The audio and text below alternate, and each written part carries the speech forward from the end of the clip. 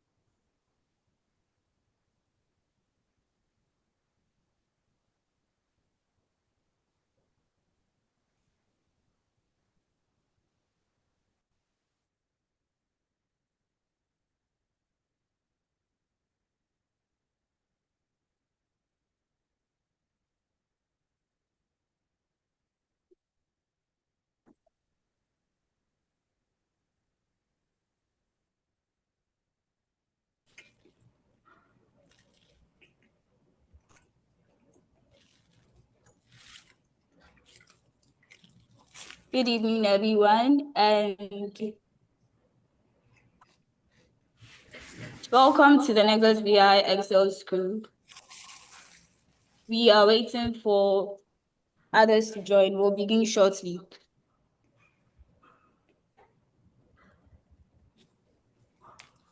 All right, go one more time.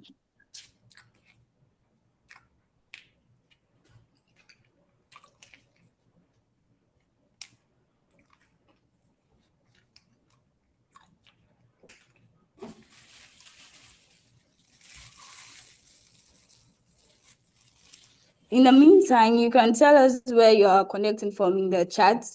We received applicants from Ghana, Nigeria, Kenya, and even China. So please let us know where you are joining us from in the chat.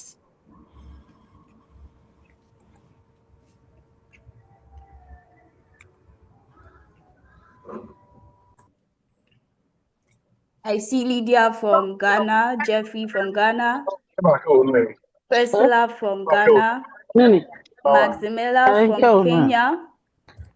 We have NK joining us from the US.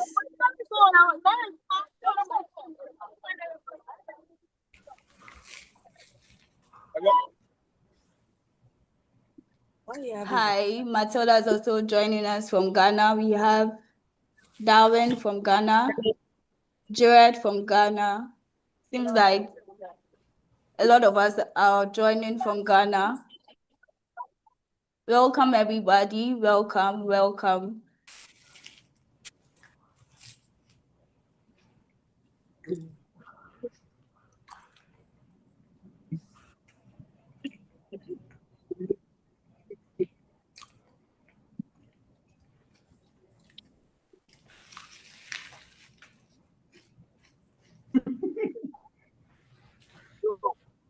And you could also share the YouTube live link with colleagues. We know that some people weren't able to register because they didn't the deadline. You could share the YouTube live link with them to also connect and learn. If you just joined, you can tell us where you are joining us from in the chat. We have Juliet from Ghana, Senna from Ghana. What did you say? We have Salim from Ghana. What? I see Desmond from Ghana as well. You're welcome, everybody. Welcome, Timothy. You see it. But you need your laptop. I don't need it. Well, whatever it is.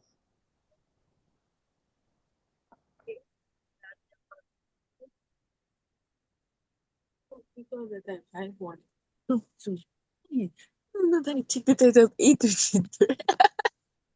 We begin in 2 minutes. You can also send us a reaction of how you are feeling today. I want to see some excitement. I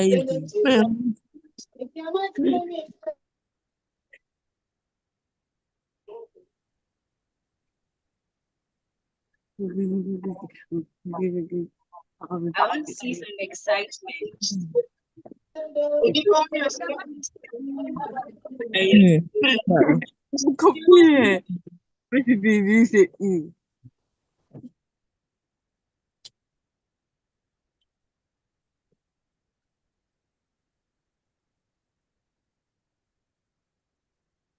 Hey, but this is serious. So 8, 9, 10, 11, 12, 1, 2, 3, 4, 5. Oh, If you just joined us, you can tell us where you're joining from in the chat. And please, once you join, remember to mute yourself so that there are no distractions.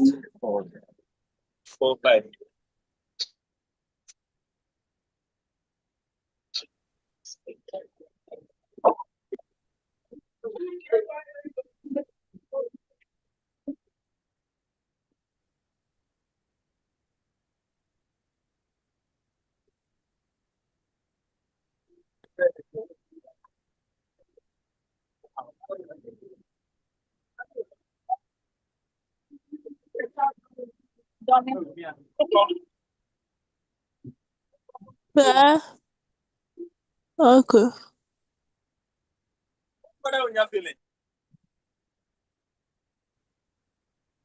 Okay, so we can begin now. Good evening once again. My name is Seiram AC Ametefe. I am an analyst here at Nexus BI, and this morning it is my honor to welcome you to the Nexus BI Excel School program.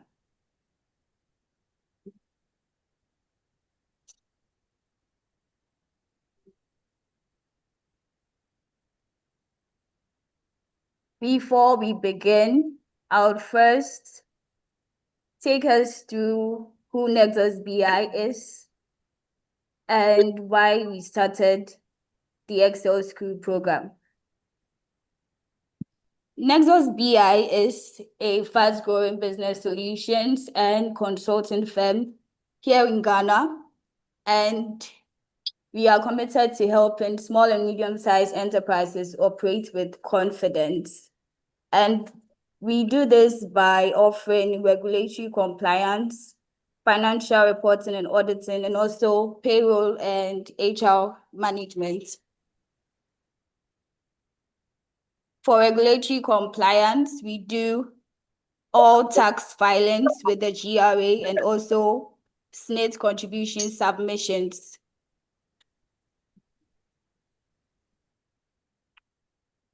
For financial reporting, we also do financial statements and auditing services as well. We handle clients' payrolls, send pay slips, do recruitment on behalf of our clients as well. Now, why the Excel School program? We started this to help professionals gain confidence with using Excel and to confidently solve real-world problems through hands-on learning, practical exercises, and real-world databases. So by the end of this program, you would have gained strong Excel fundamental skills.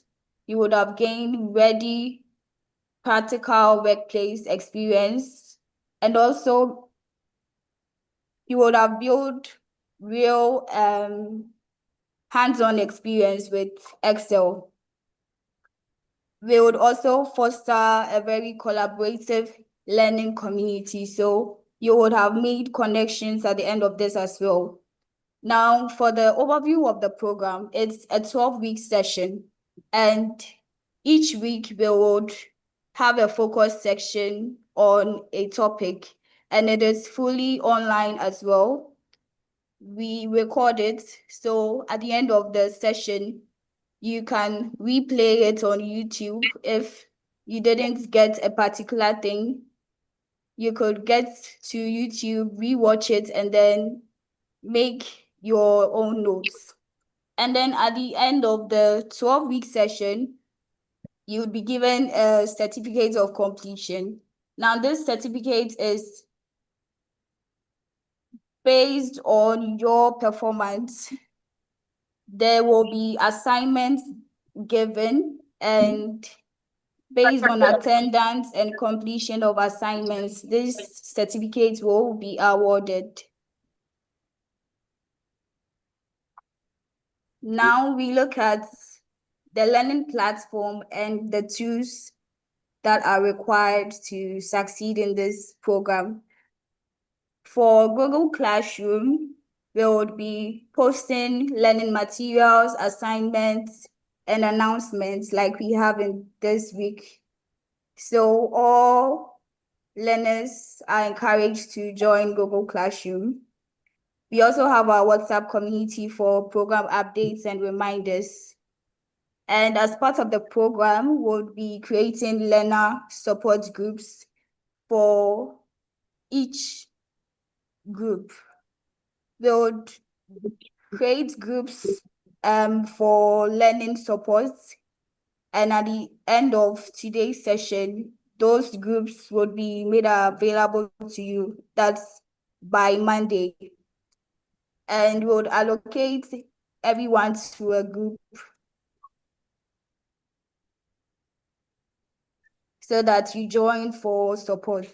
And as I said earlier, the tools for the meeting are Zoom and then YouTube. So you can join us directly in Zoom or stream via YouTube. And we'll be using email for all official program communications. Now, let's look at how each session will work. So for every session, there will be a walkthrough. That's through the slides. We'll take you through what the content of each session is, and then there will be a live demo as well. So we'll demonstrate everything from the slides so that you get to see, and we'll also add a practice set like we have for this week. And that is the assignment that will be given. Then there'll also be a homework. So literally just an assignment for you to do. Now, we've shared this already on our socials, but I would just mention it briefly. So our facilitators or our key facilitators for the Excel School program are Bernard Donko. He is our MP here at Nexus BI. He's a chartered accountant and a chartered tax practitioner. He's also completed finance certifications from CFI. We have FMVA, BIDA, FTIP, and FPAP. For people that may not understand these terms, I think we'd have to explain what they are. And we also have Eric Boatin Siang. He's our DNP here at Nexus BI, our deputy managing partner. And we have Samola Biemisa. He's a business analyst here at Nexus BI and also happens to be the project lead for the Excel School program.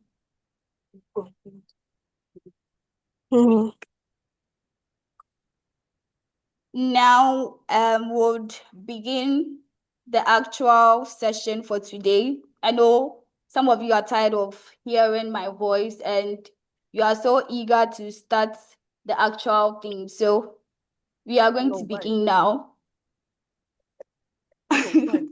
Yeah, some of you are tired of hearing my voice, I know.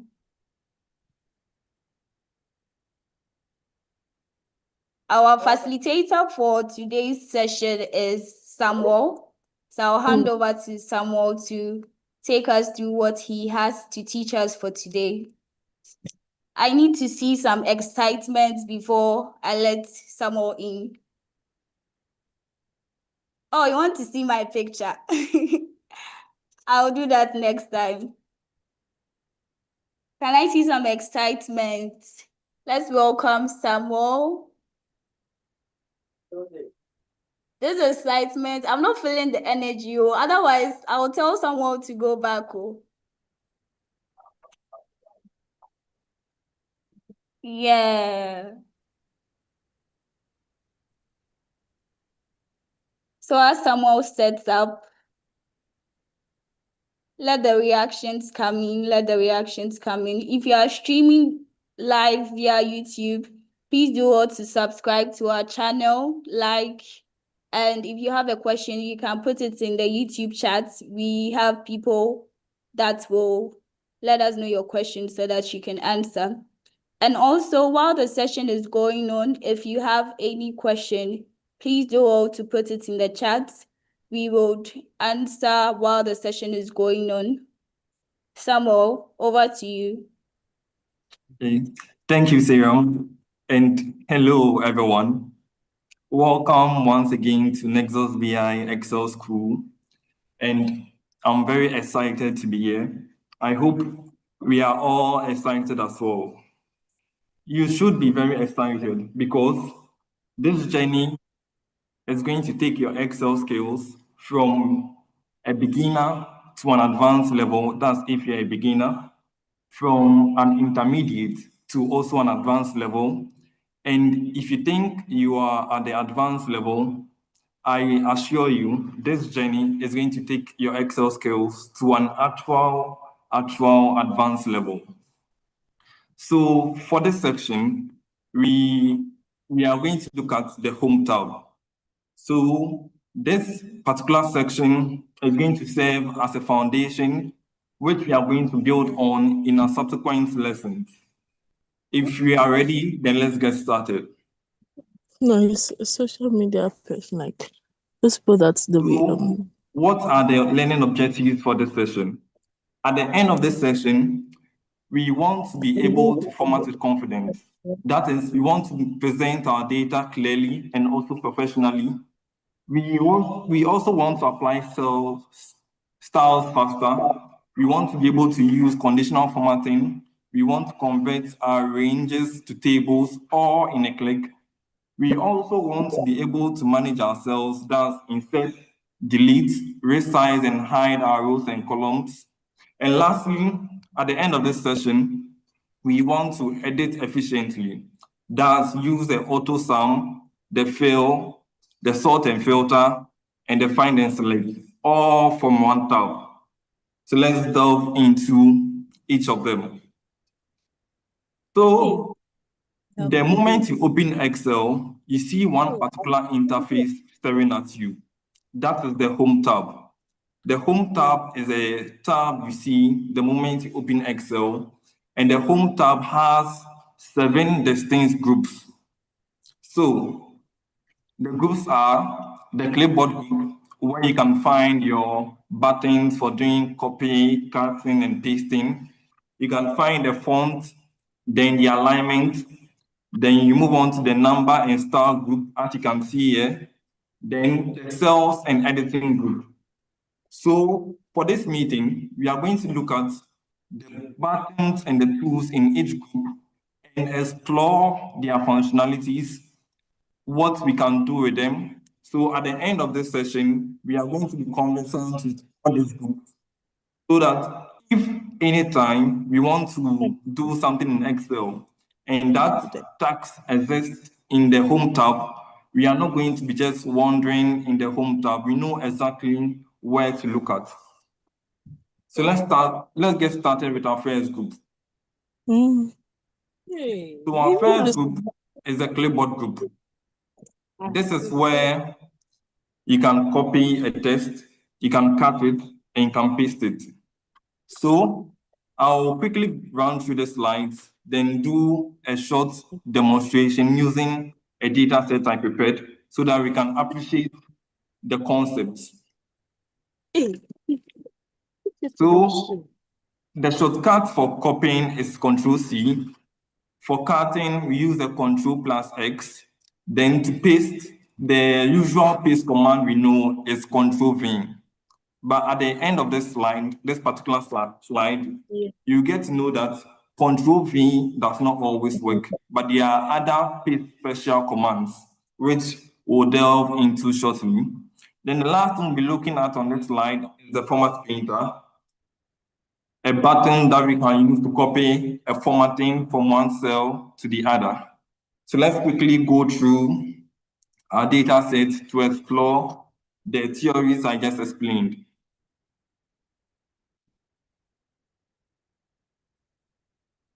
So this is our data set, and I hope we can all see our data set. So let me quickly perform the basic copy, cast, and paste functions so that we can all understand what I was talking about. Let's say I want to copy this name, Amma Mensa, and paste it here. And paste it in here, and just come here, look at the clipboard, then click on it. That's like the traditional way. But because we want to improve our Excel skills and actually work like top professionals, we are going to be using a lot of shortcuts in this section. So for the copy, we do Control plus C. Then you come in, this is where we want to paste. We do Control V, and it works. Then for the cut, we come on that same cell, do Control X. We come here, we can do Control V to paste, and it works. Let me just put the data back. Now, this is why Control V will not always work. Let's see something here. I want to copy this number, 34,400, and paste it in here. So I do the Control C. Now I come here, I want to do Control V to paste it. Let's see what happens. I do Control V, and I'm not seeing my 44,400, I'm seeing 0. But I did Control C and I did Control V. So usually people think they're supposed to see the value they copied at where they wanted to paste it. But Excel doesn't work like that. So why is it so? When you do Control C and Control V, Excel does not just copy the value, but it copies the value, the number formatting, and whatever formatting that was in that cell, including the formulas. So we can see that in the revenue column, the formula there was the unit price times the units times the unit price. That is this 37 times 1,200. Now, when we enter into this cell particularly, we see that the formula has changed. Excel has adjusted the cell reference for that particular cell. Now we are seeing J4 times K4, that is this times this. When we look over to the value that gave us the 44,400, it was this times this. And now that we pasted here, the formula is giving us this times this. So this is an ideal situation where Control V will not always work. So now let's look at the paste special commands. How can we actually copy the data we want and paste it and get what we actually want? So when I do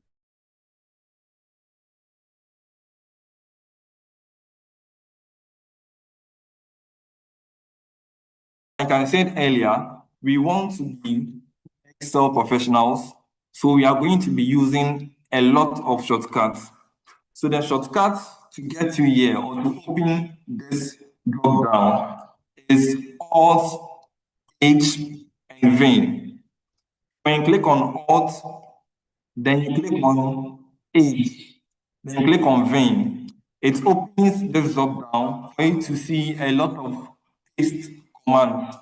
So all these commands are ways we can paste our text.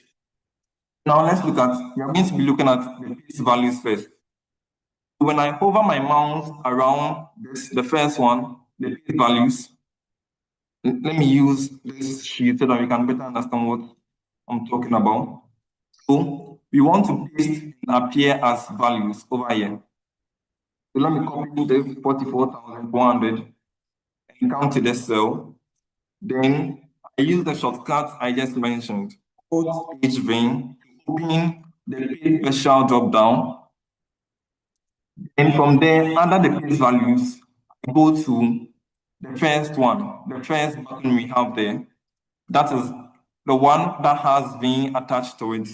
So that one pastes the values exactly as they are. So whatever value or text you copy, when you paste using this command, it gives you the exact number, regardless of if there was a formula in there or there was a formatting in there. Now we get our value here. Now let's look at something else.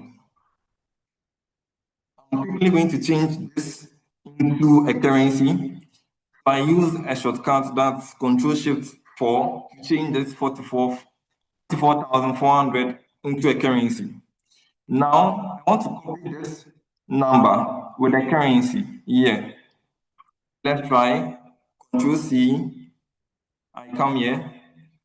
Now I open my paste special dialog, that is Alt-H then it opens. You can see that when I use the first one, I guess about, I only get the number, that's 44,400, but the dollar sign does not appear before it. So that means we cannot use this first button here to achieve the task we want to do. For that, we'll move on to the next one, that's the value and number formatter. So this paste special button copies the value and includes every formatting that's associated with that number, every number formatting specifically. So we can see that our number was formatted to include a currency. So when we are pasting, we paste with values and number formatting to get the exact same thing. Now, let's look at the third one, that is the value and source formatting. So over here, I'm going to just highlight our cell quickly. So I use a shortcut to just highlight our cell, which we'll go over soon in the subsequent slides. Now, I want to copy the same cell and paste here. This time around, I want the number to show, I want the currency to also show, and I want the highlighter, the yellow highlighter to also show. So I'm going to open our paste special dropdown, that's the Alt-H vein. Then, now this paste values command, we've already exhausted this. We know this just paste the value. We know this one paste the value and the number formatting. Now the third one paste the value and the source formatting. So whatever formatting that is in that cell, it copies everything and pastes it here. So let me click on it. And now we can see that we now have our value, our currency, and the highlighter. So it copied every formatting in that cell and gave us what we are looking for. Now let's look at other paste special commands that has to do with the formula. This one we just pasted that value, but what we are coming to look at, we're going to look at how we can paste our formulas. Remember I said earlier that this revenue column, the inputs are the unit price. So the units times the unit price gives you the value we are seeing here. Now we want to copy this formula so that when we paste in here, we are going to get this times this and get a total here. We don't want to use any formula. We just want to copy a formula that's here and paste here so that it automatically readjusts and give us the right total. How do we go about that? So I can copy this one here. And I hope you all remember our special drop-down keyboard shortcut. If you don't, I'm going over it again. So that's the Alt-H vein. This time around, we'll be looking at the buttons at the top here. So just a formula with no formatting. We use this F here. You can see the formulas tooltip after I hover on it. So when I click on it, you can see that it is multiplying this thing, which is supposed to be our unit, and this our unit price to give us this total. we didn't write any formula. We just copied this cell and pasted here as a formula. Let me go over that again. I copied, let me take it out. Copied in here, did alt H vein, then added that is our formula. Then we have our formula. We have our new total here. Then, just like the values, we can paste the formulas in the number formatting. So let me use this 44,400 here. I want to copy this formula, but in my output, I want it to give me a number that is formatted in the dollar currency. I can copy this, come over to this cell, that is the formulas and number formatting, open our paste special drop down, alt H vein, then move on to the next one. You see, formulas and number formatting represented with letter O. So I can just click on it. Just like that, we have our formula, which is multiplying this and this. It is neatly formatted according to how it was selected. Then we will try out the last thing. We want to copy here and get our formula all right, but we also want the highlight. So we do Control C, come here, Alt H then you go to the last one. This. So keep sort formatting. When we click on it, then voila, we see that our new total is showing this times this, and also bringing us the formatting that were in this cell. So we've looked at how to copy and paste if we just want the values, and how to copy and paste if we want the formulas, that's to recalculate based on our new values that are being shown here. So another thing we are going to look at is the transpose. So let's say I copy this. So the transpose basically turn columns into rows and rows into columns. So I copy this one here. I want to show this as a row. I just come in here, open our special drop down, that's the H vein. Then we see this T here. I can click on it. Then there you go. You see that our number is now showing on a row. So we copied our number or our range in a column, and now we are showing it in a range. I also want to show you one special thing you can do with a paste special.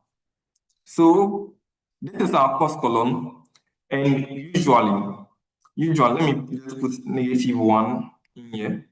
Usually, let's say we want to convert this column into decimal because cost, we want to make it a decimal number. Usually, this is what people do. They do equal to select value here, multiply by this -1, then they anchor this cell, they anchor the cell,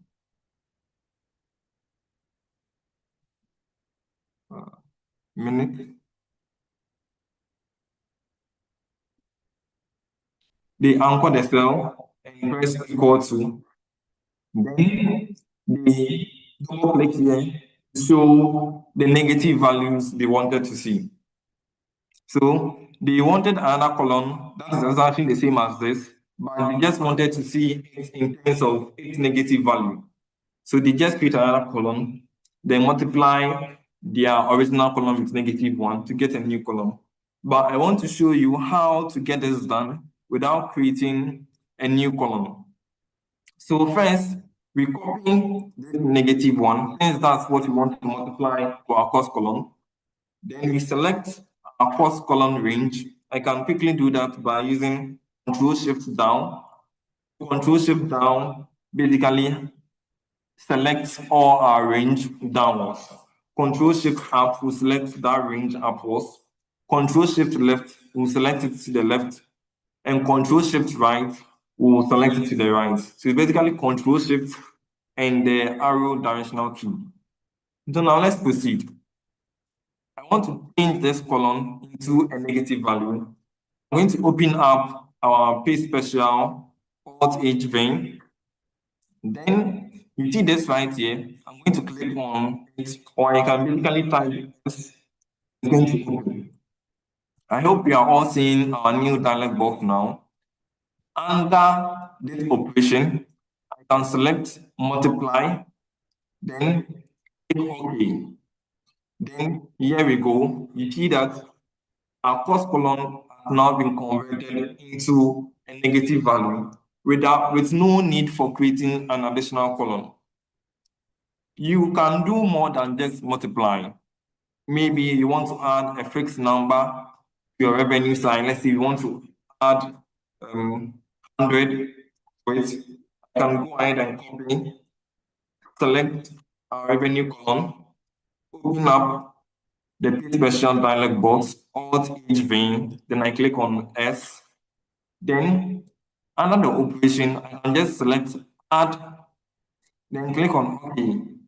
Then here we go. You see that our values have now been added. 100 has been added to our revenue column. So that is one useful tip we can keep in mind and apply in our daily work or in our daily operation in Excel. One last thing I'll touch on to close the clipboard group is the format painter. So in the slide, I mentioned that format painter basically copies the formatting from one cell and applies it to another cell. So let's see, I highlight here at yellow.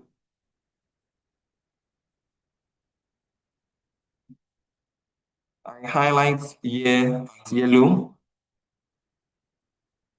Now I want to select or copy this formatting and apply new column. That's the revenue.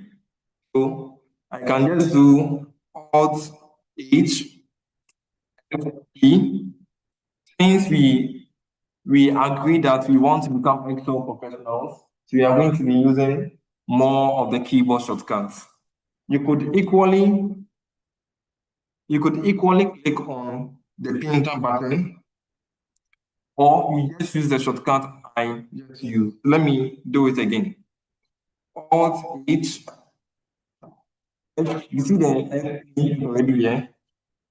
FE. Then our cell is highlighted, and we have this brush thing attached to our mouse. So I can select here if that's where I want to apply the highlighter, then it changes to the same number formatting, including the highlighter. But then you realize that after doing this, the format painter icon or brush goes off, meaning if let's say you want to apply the same formatting or highlighting column, cost column, it means we'll have to do our Alt HFP again and come and do it here. But I'm here to tell you that that is not the case. So if this is the formatting you want to apply to yourself, you just have to double click on the format painter icon. Instead of a single click, you double click. Then you can apply it to your columns as many times as you want. So I can apply it here. Oh, let me do it again. So double click. I can apply it here. I can apply it here without the painter going off. I can apply it here. I can apply it here. So I'm done. When I'm done, I just have to uncheck it. Then the painter goes off. I hope we've learned a lot from this first group in the Home tab. So we've basically exhausted everything there is here in the Home tab. One more thing before I forget. You see this arrow pointing downwards here? When I click on it, it shows you all the values or all the text you've copied when you were working. So it can take 24 items. So in case you want to see the latest thing you copied, you just come in here and it all appears in the clipboard. So let's say you want to quickly paste back that 100, you just double click, and you see the 100 back there. So whatever value you copied, it's in here, and you can just open this arrow button to see it all. Now let me close it. Now I'm just quickly going to remove all this formatting, make our worksheet presentable, and delete this column. If there are no questions so far, I'll be moving on to the next group. That is the font, and I'll also be combining it with alignment group.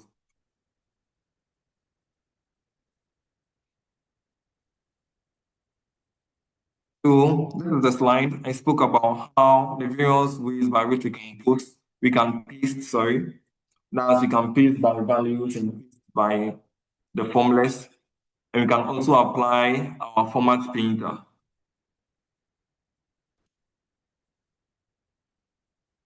If there are no questions, I'll be moving on to the next group. So the next group, that is the font, sorry. So with the font, it's basically adjusting how our text or our values are appearing. So we have our font and emphasis where we can bolden our text, make our text slanted or underline our text. We also have other buttons such as the border, fill, and color, where we can add outlines to our cell range. We can highlight our cell, like I just displayed earlier. We can also highlight just our text. Then we have another one where we look at aligning our text, that's structuring our text, and also wrapping up our text. Then the last one we look at under the format group is the merge and center. So with that, let's also look at our data set to see how all these functionalities work. This is our data. We are going to use this particular worksheet to explore the various functionalities. So this is the font group. And over here, I'm sure some of us are already aware of what we can do in this font group. One, we can bolden our text, just like I have here. We can make it slanted, just like I've done here.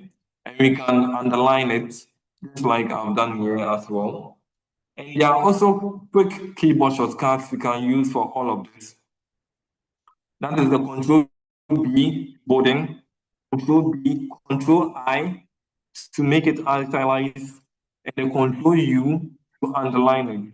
So these are the basic text shortcuts to adjust how your text is appearing. Then this drop down right here shows our font type. How do we want our font to be displayed? There are a list of font type that we can explore. Then the next one beside it is our font size. How big or small do we want our font or our value? We can explore all these ones too. Then beside it is also a button that increases our font size and decreases our font size. When I click on this, you can see our cell or our value increasing. When I click on the other one, you can see it decreasing as well. Then the next one I'll be touching on is this. You saw me doing it a few times, highlighting my cells as yellow. So the shortcut is Alt HH. Sorry, Alt HH. It opens our cell highlighter drop down where we see various colors and we can choose one to apply to our cell. We can either make it red, yellow, green, blue. We can choose any color. And I'm repeating it again. The shortcut is Alt H, and you type H again to open the drop down. Then the next one is our font color. So over here, instead of highlighting the whole cell, we just want to highlight our text or our value. So we open this drop down and the automatic color is black, which we can change to red, we can change to yellow, we can change to green, blue. The distinction between these two buttons is that one highlights the entire cell, the other one highlights just the values or the text in that cell. I hope we are getting the distinction. Then, one additional thing we can look at in this font group is the borders. So let me remove this formatting quickly. And let me also take away this Excel grid line. Alt WVG. We'll explore this shortcut later in the subsequent lessons, but I just moved the grid line by using Alt WVG. So now we see that we do not have any lines in our worksheet. The borders, we use borders to basically replicate this Excel line, which we can also call outlines. So now, let me select my entire data. I can do Control A, select all my data, Control plus A, select all your data. Then I can easily click on this, but again, we want to be top Excel professionals, so I'm going to use the shortcut. That is Alt H and B.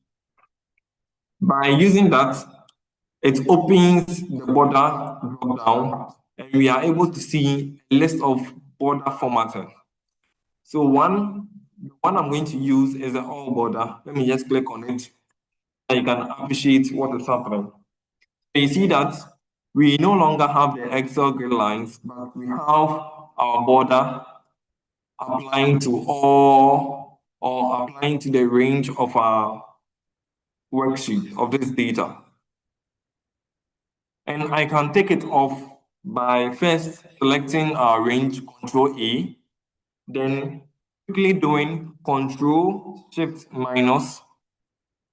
Control Shift minus takes away our border. I hope we are getting the shortcuts. So let me do undo. We have our border. I select our range. I do Control Shift minus, take away the borders I just did. Now let's explore another border. So this time around, I'm just going to select these two. Okay, Kafui, I think your hand is raised.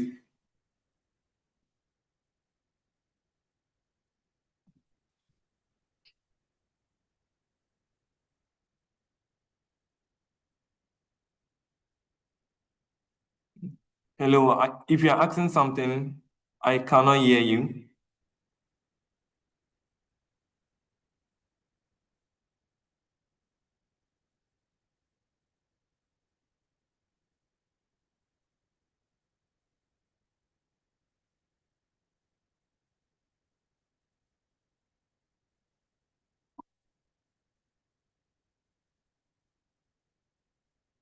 Hello, Kafui.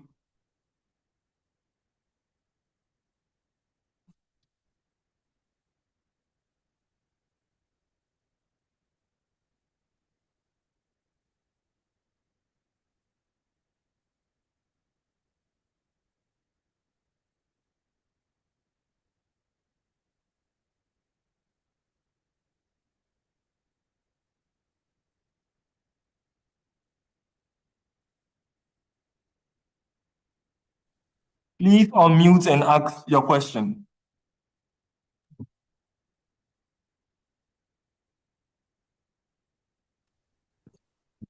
Yeah, hello. Yeah, hello, I can hear you now. Okay, so I wanted to ask if you can kindly the part where you made the lines, the grid lines leave the sheet. I don't know if you can come again with that one. I didn't get to that side. Okay. Yes, Then please. you're talking about Excel's actual grid line. Yes, So please.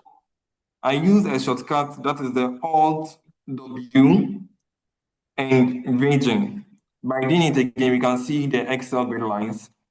And if I want to take it off, I do the same thing. Alt W, V, and J. And the grid lines are off. Okay, thank you. You're welcome. Is there any other question, or can I proceed?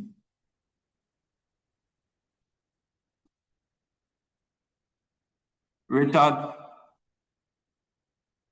you can go ahead. It seems you are using a lot of shortcuts. Is it going to be sent to us in the form of a PDF or something? Yes, Or the yes. short? We are going to Okay. compile all the shortcuts and send them to you right after this session. Thank you very much. You're welcome.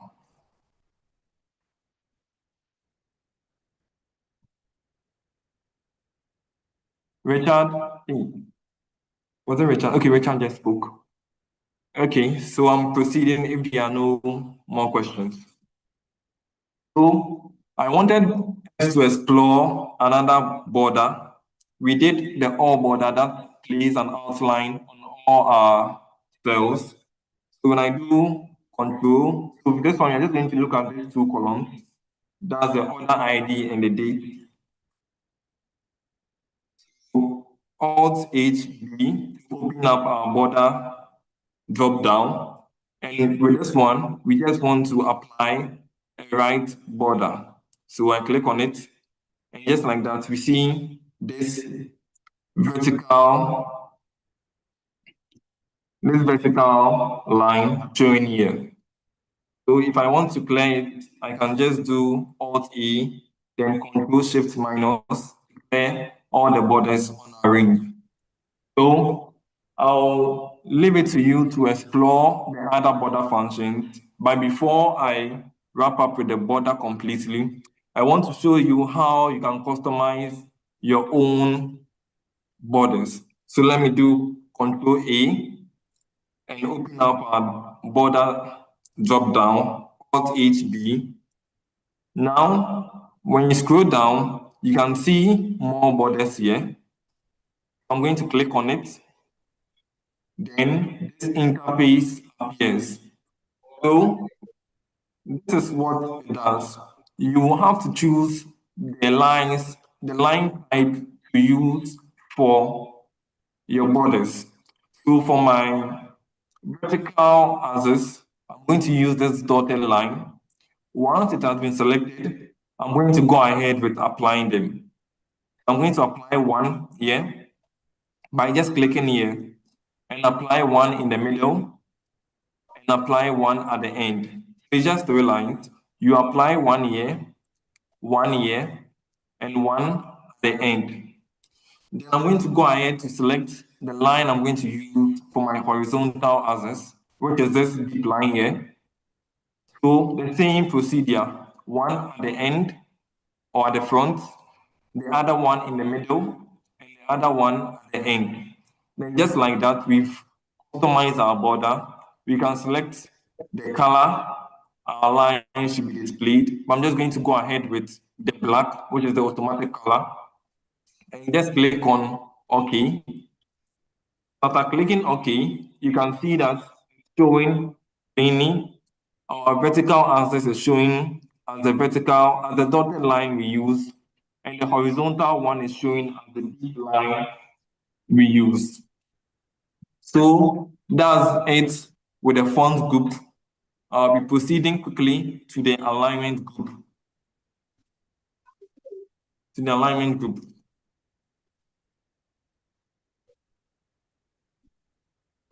So moving forward, if you have any questions, kindly put them in the chat Other analysts will look at them and they will be answered shortly. So let's look at the alignment group. In the alignment group, we are basically structuring or aligning our text and values. So over here, let's say it's already aligned to the left. I want to bring my text middle. So I can just click on center, and you can see that our text has been aligned to the middle or moved to the middle. If I want to move it to the right, I just click on this. You can see the tool tip there, align right. I click on it, it aligns to the right. So left, middle, and right. Hope you are getting it. And the top ones here, let me expand this row so we can appreciate how these alignment buttons here work. So if I want to align to the top, I click on this. And you can see that it's aligned, the cell or the text has shifted to the top. If I want it to be in the middle, I click on this. If I want it to be at the bottom, I click on this. We can actually combine this alignment button and the down alignment button. Now let's say I want it at the top left, so I click on the first one to align to the top. Now at the down here, I can align to the left, so it comes at the top left. If I want it to show in the middle, just this and this, now we have our text in the middle. If I want it at the bottom right, I can select this and select this. I hope we are appreciating how our text alignment is working. Then the next thing, let me just move it to the default and readjust my row. The next thing we'll be looking at is indentation. Indentation is basically space that appears in front of your text. And these two buttons here, this and this, are what we can use to create this indentation. So this here, you can see the increase indent. When I click on it, you can see that our text just moved and the space has been created. When I click on a decrease indent, you can see that the space just went away. So this to increase the indent, this to decrease the indent. Then we are going to look at this orientation drop down also here. And I'm going to use our column headers, this one, to demonstrate that properly. So let me select Control Shift right, select our column headers. Let me increase the space so that we can better appreciate what's going to happen. Now, I can click on this drop down. The first one is angle counterclockwise. Let me click so that we see what's going to happen. After clicking, you see that our headers have been adjusted based on this function. Then let's look at the next one, angle clockwise. We click and you see the change that's happening. The next one is the vertical text. We see you see how it's appearing. Now let's look at the next one. Rotate text up. You see how this is also showing up cleanly. So you can explore the other ones as well. The last two things we'll be looking at in this alignment group is the merge and center and also the text wrap. So over here, I have this actual versus revenue forecast for April 2026. Now you can see that all my text is in one cell. That is the column green. If I come here, let's say I want to type April, you can see that the output is not that clean. My text here has been cut short, and we are not actually seeing the text here is not making sense. Let me remove it. This is what the merge and center does. It combines various cells and make them one to accommodate our text. So now we are going to combine cell column D, column I using the merge and center, and our text is going to show in the middle, and these three columns are going to become one. When I click on this merge and center button here, you can see that when I click in here, G, H, and I columns are now one, and now our text is properly fitting into all these cells. So all these cells were combined to accommodate our text. Now let's look at what the text wrap is also doing. So I copy that same text in here. Now we are not seeing the full text. We are not seeing the full text. This time around, we do not want our text to be spread across different cells. We want our cell to open up so that we can see whatever text is in here. This is the text wrap or wrap text. When I click on it, I can actually see that our cell has been opened up to accommodate our text. The difference between the merge and center and the text wrap is that one, the merge and center combines different cells as one to fit our text. Let me go over the example again on take the merge and center. So over here, you can see that our text is actually spreading across different cells, but when I come into that different cell, that's the column H, I can actually type something in there, and that is going to cut short our text. That is the actual versus forecast. So make this text show on all these cells, we use the merge and center by first selecting the cells we want our text is spread across on. So that's G to I. I've selected them. And I go over to this button, that's the merge and center button, and click on it. And we can see that our cell or our text has been spread across column J, H, and I. That's what the merge and center does. In the text wrap, spread our text across different cells, it rather opens up that particular cell to accommodate your text. No matter how long it is, the cell will open up to accommodate that text. That's the difference between the merge and center and also the text wrap. But usually, let's watch this carefully. Usually, the merge and center is not recommended because it comes with its own issues. So let's look at this shortly. I want to merge and center the April so that it shows in the middle of the cells I've highlighted. I've highlighted or selected the cells I want it to show. I can click on the merge and center. Now, I want to do a quick sorting. I want to sort this from the smallest to the highest. So the sort button is here, smallest to highest.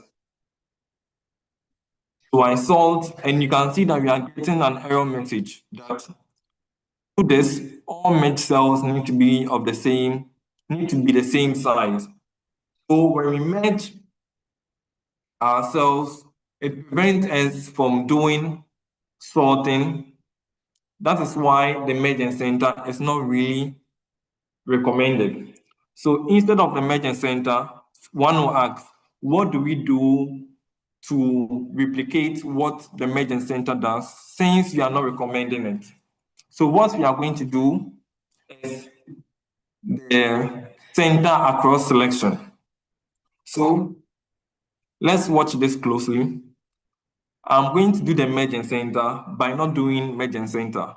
So I'm going to select all these cells, click on Control plus 1.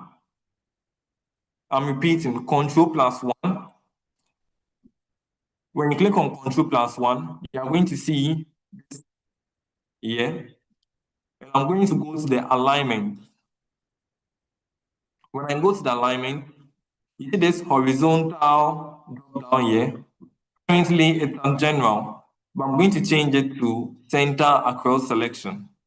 Once I do that, you can see that we get the same result as our merge and center without even using the merge and center button. And now we can quickly do our sorting without it breaking down. So you can see that our values has been sorted without getting any error message from Excel. So I recommend that if you are going to perform some kind of sorting or further analysis in that range, please do not use the merge and center. Instead, use the center across selection. Which I'm going over again. So if this is our text, we want to make it appear at the center in these cells I've highlighted. We use the keyboard shortcut Control plus 1. It opens up this dialog box. You make sure that you are in the alignment. You go over to the horizontal. The default is general, but I'm going to change the general to center across selection. Then we click on OK, and we see that our text has now been centered across selection. Hope we are following. So that wraps up the format group, the font group, also the alignment group.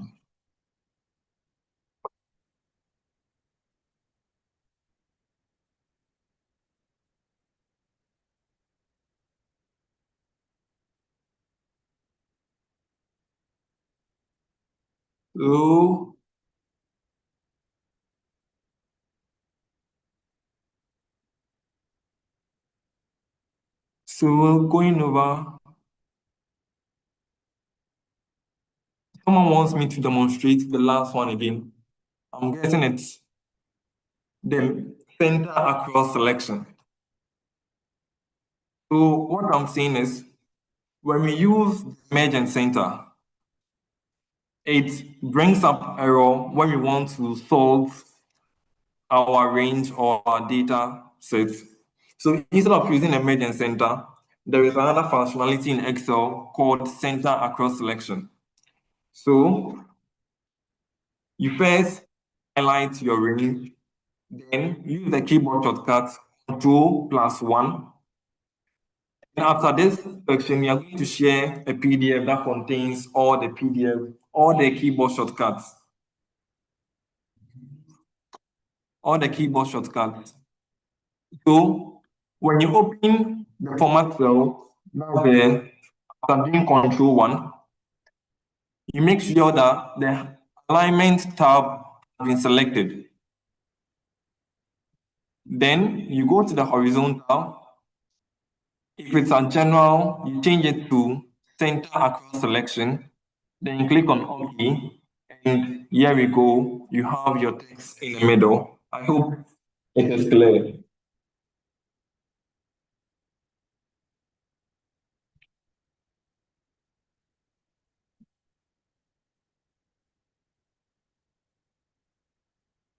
So you can actually use the middle alignment because this is what the middle alignment does. If your text is here, you want your text to be showing across this range. If you use the middle alignment, this is what you get. You can actually use the middle alignment. I hope that answers your question.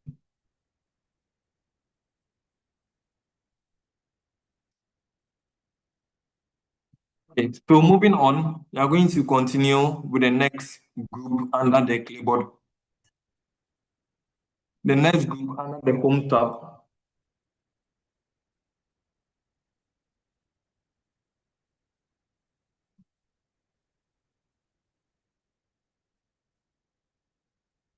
We are saying after applying the merge and center, you want to use the middle alignment. That will still not work because the merge and center has still been selected. You can see over here that the merge and center has still, it's still being picked. And when I perform my sorting, over here, it's still going to give error. Okay, let's move on to the next slide. Let's move on back to our slide. So we've covered the font and alignment group. We've looked at how to display our text. We did some borders, including customizing our borders. We look at how to align our text, the difference between merge and center and text wrap, and why we shouldn't use merge and center, but we should use the center across selection. The next one is the numbers group. So in this group, we are looking at how to display our values. Our values can be displayed as a currency, as percentage, and even sometimes we can have dates in a value form, not in an actual day, month, year, but in a value form, which we are supposed to convert into dates. And we can also use the comma separator to separate our values. So let's look at that shortly. We look at the currency, percentage, and the date. Then we look at how to do some custom number formatting. Let's go back to our data set.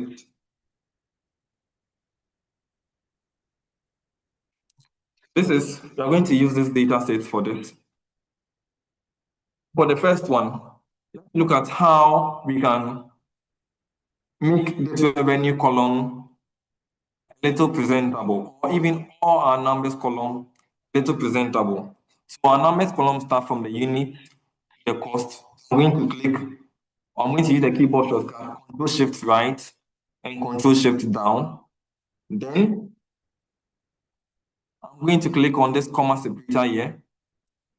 Then we see what happens. We see that all our numbers have been formatted cleanly. And this is showing, we can see the decimals at the end, the double zeros at the end.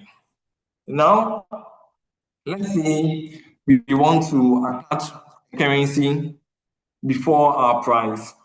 We can quickly do that by using Control Shift 4, as you can see here. So to apply it, the entire column, we just do Control Shift down and Control Shift 4. And you can see our currency column, our currency symbol being attached to all our numbers. We can actually change our currency symbol to Ghana cedis or any other currency. We'll look at that later. Let's look at another thing. That's how to convert this decimal year into a percentage.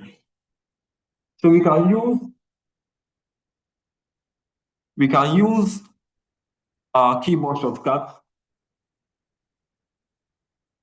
We can use our keyboard shortcut to change this decimal into a percentage. So we first select all the margin range or the values in the margin column, Control Shift down. Then we do Control Shift 5. Then we see that all our values here have been converted into percentage. You can equally just use this button here, but once again, we agree that we want to be top Excel professionals. That is why I am using this shortcut. So change the currency symbol. I think someone is asking if I can go over the number again. So let me do this. Now I select all this, select all this. Then I just click on this comma value here, change it into an accounting number. Then to apply currency to my unit price column, I do Control Shift down and do Control Shift 4, and the currency shows. To change my decimals in my margin column to a percentage, the same Control Shift down and Control Shift 5, and there we have it. One other thing we'll be looking at is the order date. I mentioned earlier that sometimes usually date can also be represented with values, and each value here is a distinct date. So I can select Control Shift down and change this into a date. I can use the keyboard shortcut Control Shift 3, and we have date. So the day, the month, and the year. And one thing I want to touch on, you look at everything here. Now let's look at how we can actually customize our numbers. We will start with this. So initially, we did something like this. So I want to change the values in my cost column to negative. So we learned that I can just copy this, select all these values, open my paste special command, Alt H V S, then click on this multiply, and we can click on OK. So if we want, instead of negative, we want to see bracket. We want to see bracket to make it more professional. So, okay, someone wants me to go over the order date again.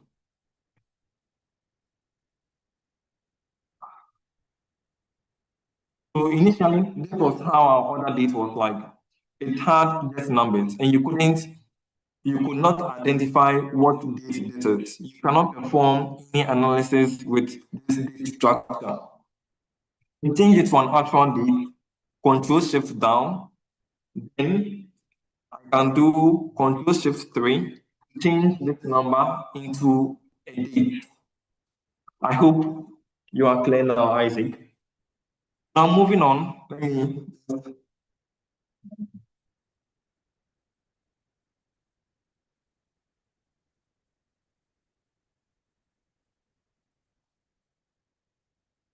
okay, let me just do it again.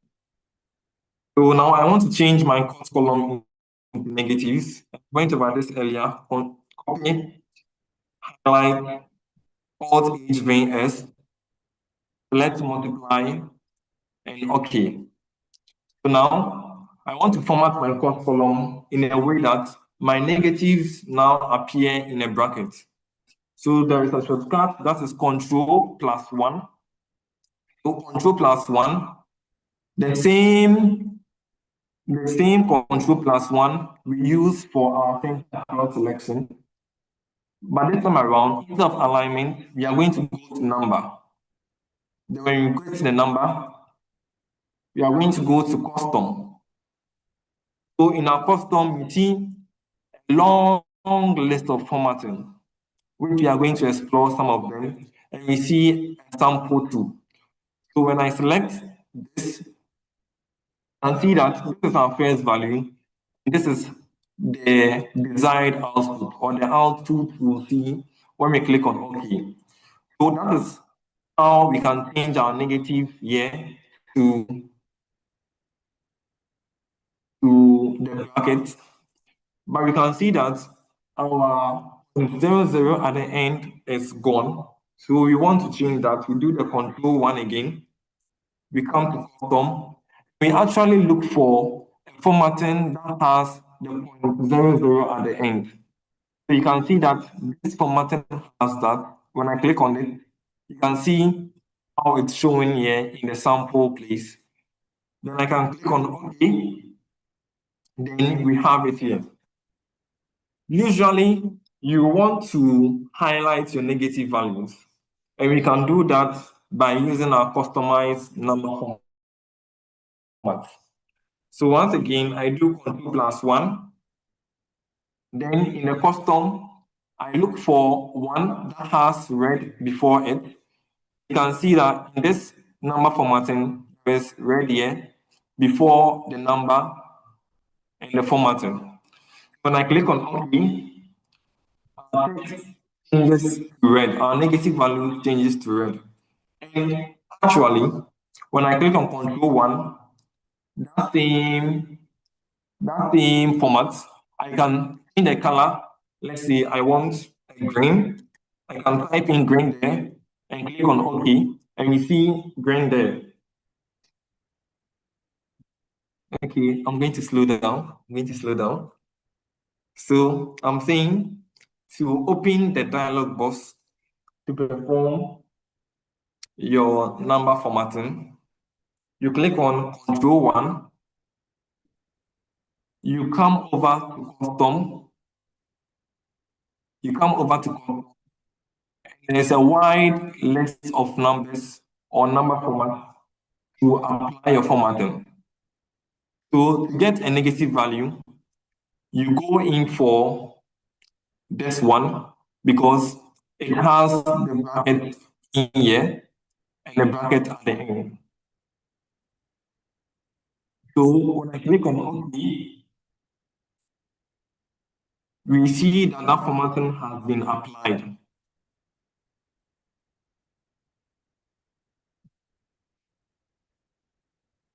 We see that that formatting has been applied, and I can click on Control 1 again, go to the custom. If I want our negative values to be displayed with a red text highlighter, I go to this one that has red in front of the number format, and I click on OK. And you see that our values are now showing in red. I can open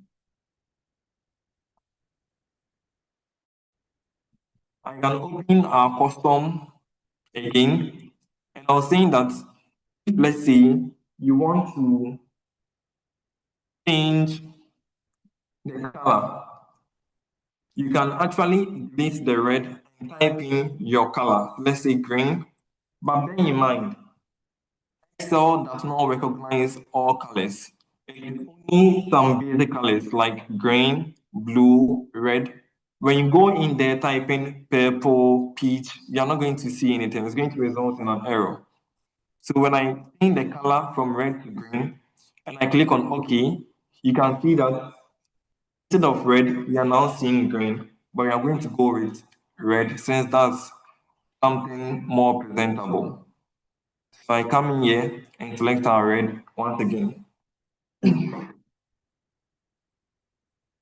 So the accounting, Victoria, you can that by using the accounting, you get the same format as the custom. But with the custom, you can actually add a text highlighter to your column. If you just basically want to see your text as raw like that with the 2 decimals, you can go ahead and use the accounting. But the custom just gives you a wide range of options to customize your value by. And also, Lydia, the red is not automatic, as I just explained.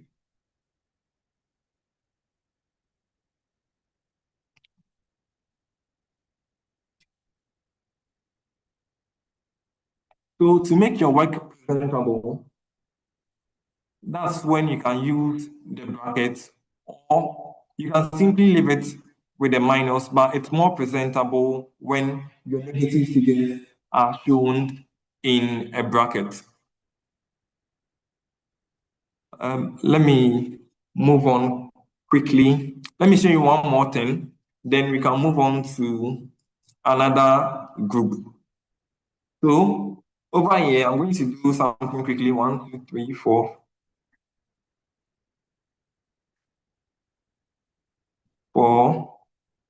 And I'm going to copy this, paste here, and paste here as well. Let's look at this. I want to have week in week 1, week 2, week 3, displayed in front of our value.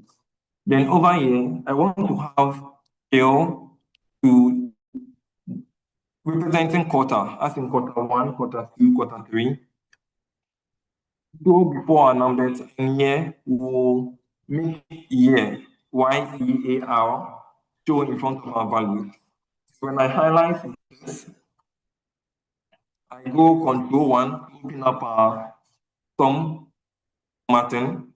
Then in the general, I can delete it and bring a quotation mark and type in week, WEEK, and close it. Then add a 0 at the end. So when I type this in here, you can see the sample, what's showing.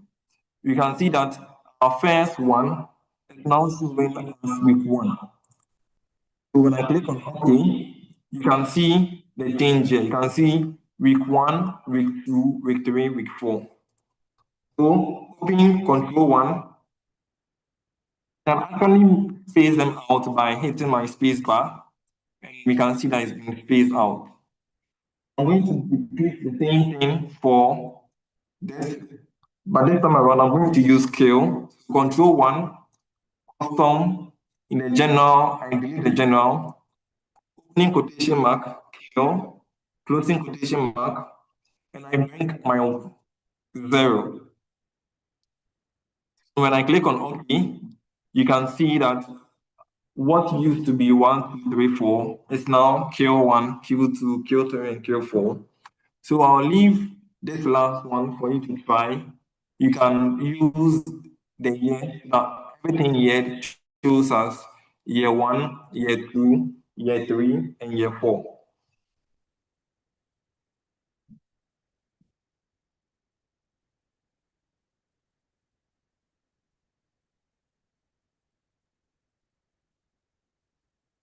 So Lydia is saying, why does it align to right when you inserted the numbers? I'm not quite getting the question. So if you could come again.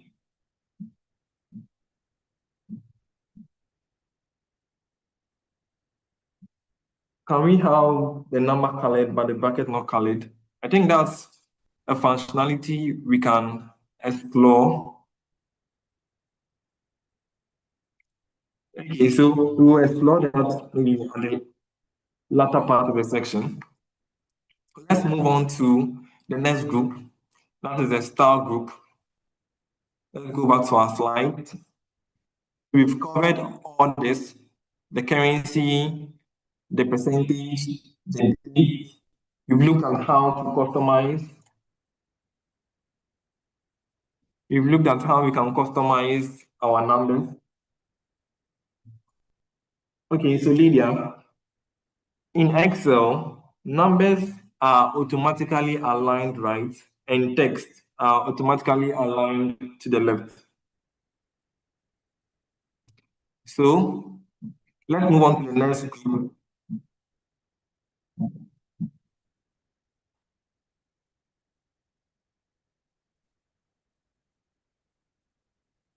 So let's move on to the next group, that is the style group. So in this group, we are going to learn a lot of interesting things. I think this is my favorite part of this entire session. So please, let's pay close attention.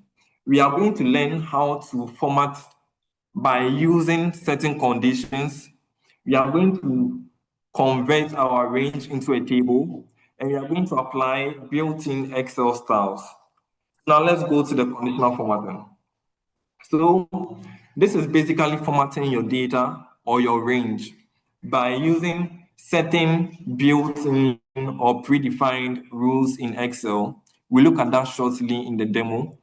There are a lot of built-in rules in Excel for formatting your values. Then we'll look at applying data bars and color scales to our data. We'll look at what that is shortly. Then we can also attach icons to our values. We'll look at what that means shortly. Then, in addition to the built-in rules Excel has defined for us, we can actually create our own rules and format our cells based on these rules. Then there is a button to manage these rules. We can edit our rules, delete our rules, and reorder our rules. Then the last one we'll be looking at is how to basically clear all our rules. So let's go into our data sets and explore what I was talking about.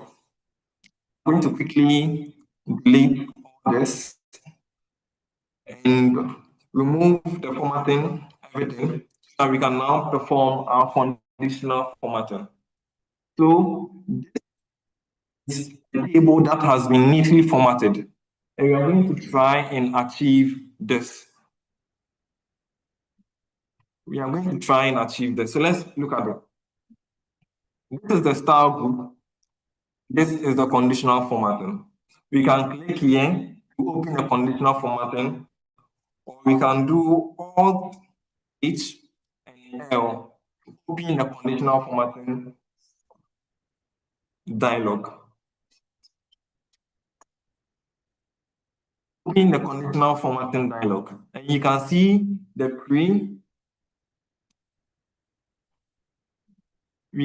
predefined rules that are built in Excel. We are going to look at them one by one. So the first one is the highlight cell rules. So it's saying highlight cells if they are greater than a certain number, less than a certain number, they are between two numbers, or they are equal to one number. So let's do a quick demonstration. So let's select our revenue values and open our conditional formatting dialog. That's the Alt HL. Then you want to look at highlighting cells greater than a certain value. We want to highlight cells that are greater than 20,000. What color do we want to apply to them? We want to apply green to them. So after doing this, you can click on OK. Then we see that cells that are greater than 20,000 have all been highlighted with green, which we can see. So 44,400, 38,400, 32,400, they are all greater than 20, so they've been highlighted with green. So the same thing applies to the lesser than. You just have to change the number and use your color. So if we say highlight cells that are lesser than, let's say 5,000, but they should be highlighted with red. We want to see our revenue values that are less than 5,000. We see 950, 1,350, 700, all this. So this basically helps us to understand our data by just performing a quick conditional formatting. So we want to know what values or which customer gave us a revenue above 40,000. We just perform a conditional formatting, that cell gets highlighted, then we can trace it quickly. Let's look at other conditional formatting rules. So Alt HL, we've looked at greater than, less than. The between is not so different from both of them. You just have to specify your beginning and your end value, then you select your color. We are not going to do an example with that. The next one I want us to look at is the equal to. So that one also highlights the cell if the value is equal to whatever number you're using. So let me clear the formatting quickly. And let me do that. So Alt HL, open up the conditional formatting. Then let's look at the equal to. So if our value is equal to 44,400, we want to highlight with red. We click OK, and you see that all our values that are 44,400, they've been highlighted. That's what the equal to conditional formatting does. Let's clear our formatting, and let's look at the other rule. So we can actually highlight columns that contain a particular text. So let's look at that column. We want to highlight cells that contain that's TOP in its value. So let's say if these letters are in any of our values, that cell should be highlighted red. We click OK, and you can see that laptop has been highlighted red based on that condition. I hope we are appreciating how conditional formatting is working. So Olivia is saying, can there be a case where there are no numbers that equal to 44,400 among the selected range? So if that is the case, it means no value or no cell is going to be highlighted since that value is not in the range. So let's look at more conditional formatting rules. So you can actually format. Let's look at this one. This rule that says a date occurring. So if the date is in this month, let's highlight it with red. And you can see that we have a date that's in this month and has been highlighted.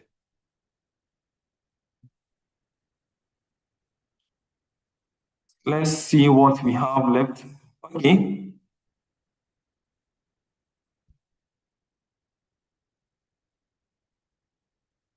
Lydia, can you come again with your second question? I'm not quite getting it.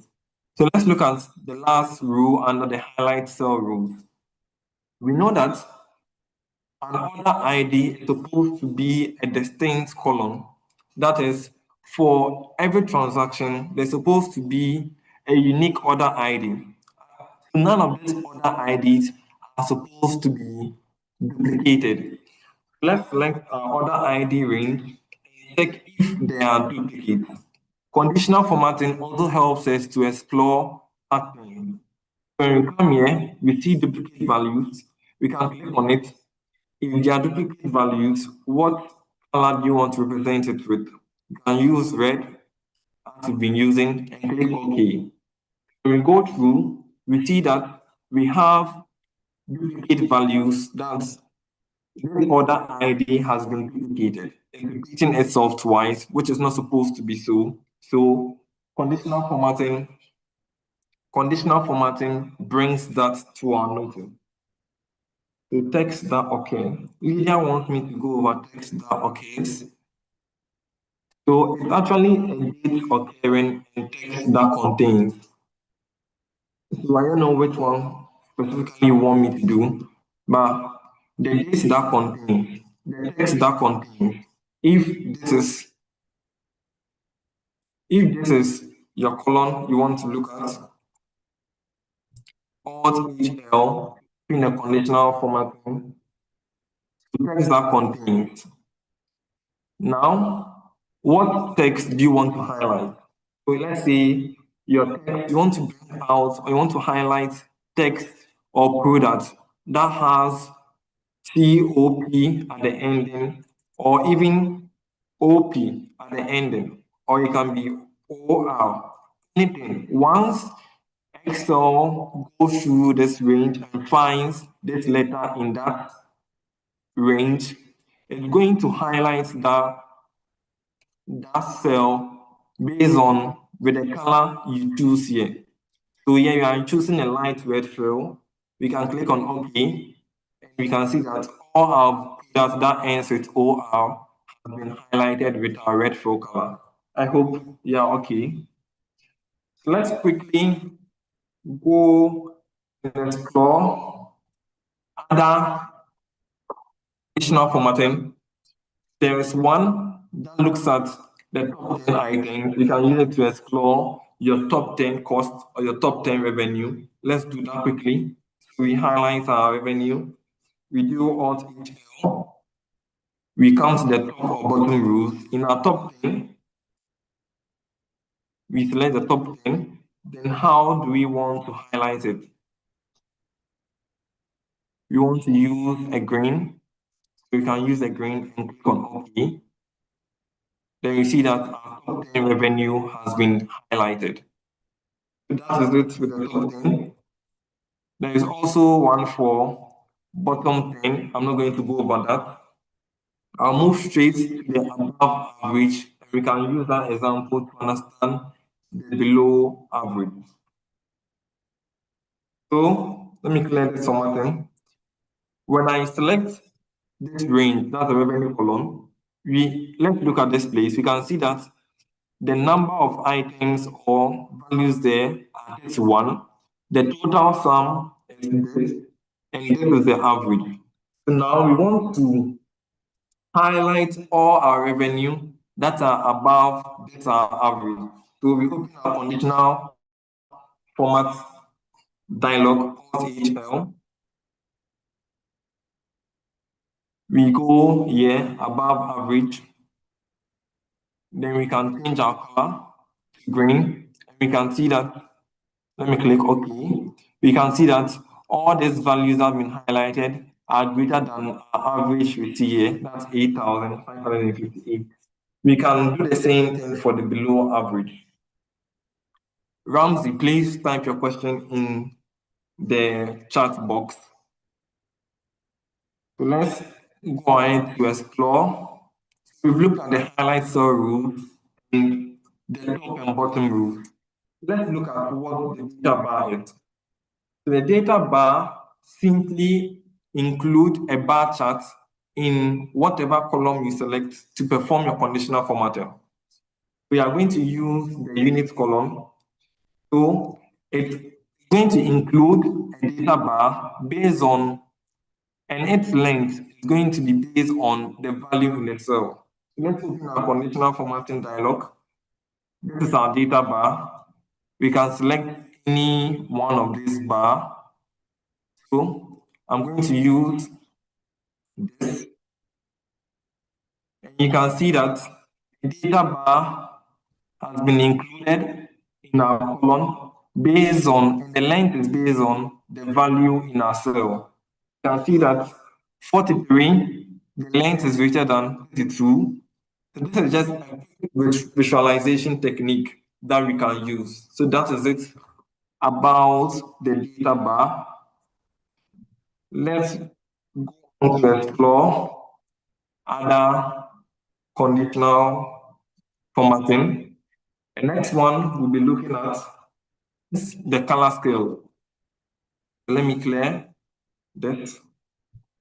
We are going to use the margin column to explore what the color scale does. So we select Control Shift down, Alt HL, we go to color scale. So with the color scale, it applies a color gradient to your cell. And there are various colors in here. So when you choose this color gradient, you can see that the topmost color is green. That means the highest value or the highest percentage is going to be highlighted green. The lowest one is going to be highlighted red. And the values or the percentage in the middle range will be highlighted with yellow or gold. If this is the color scale we want to go with, then we should know that the highest value is going to be highlighted with red, and the lowest is going to be highlighted with green. So whatever color scale you want to go with, know that the color at the top is going to represent your highest value, and the color at the bottom is going to represent your lowest value. So let's use the first one.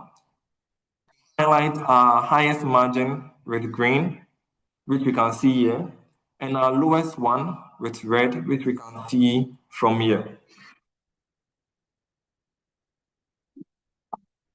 So let's move on and look at our last conditional formatting that is built in Excel. And we are going to use the cost column. So Alt HL, go to the icon set. And here, we are not going to use any of this. We are going to define our own rule. Since These ones are based on rules Excel has already defined. We click on more rules. We click on more rules. We come here, choose our icon style. I'm going to go with yes, please. You can decide to change the color scale to your preferred color, but make sure that you understand what that color is it's saying. So we can change our icon set to this and define our rule. So when our cost, we want to represent this with red, this with something like, let's see, this color. If our cost is greater than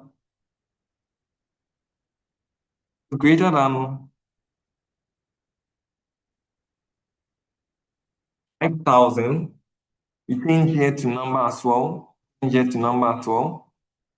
If it was greater than 5,000, I'm adding the negative since our column is a negative. If it's greater than 5,000, it will show this red color. If it is less than 5,000 but greater than 3,000, this is what should be represented. Then any other value that do not fall in this range is represented with this. Then, okay, let me change it to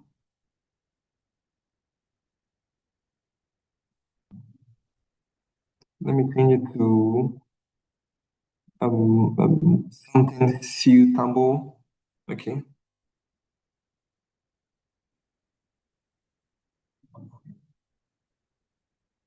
Okay, so I'm going to adjust the range, make this one supposed to make it 3,000 minus 3,000.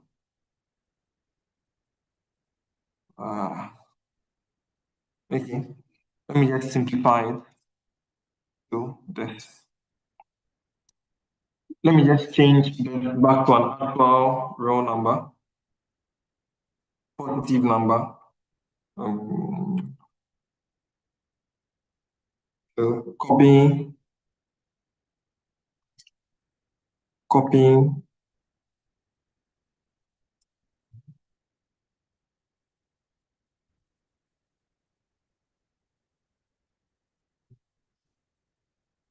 I'm going to select again.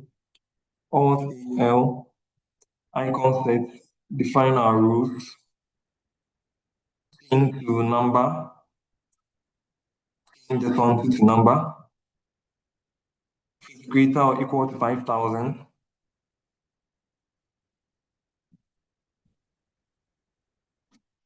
if it is less than 5,000, but greater than 3,000, and this one, it falls outside this range. So let's look at how it's going to show, and we see how our values are displaying. You can actually define your rules properly so that you know how you interpret them to the stakeholders. So we've looked at all the predefined or built-in Excel conditional formatting. Now let's look at us defining our own rules. So in here, we know the January is 1, March is 3. So we select this, Alt HL, we go to new rule, and we come here, the last 1 year, use a formula to determine which cells to format. We click on that. Then over here, we define our rule. So I'm going to define this rule equal to month. I'll explain what this rule is doing shortly. This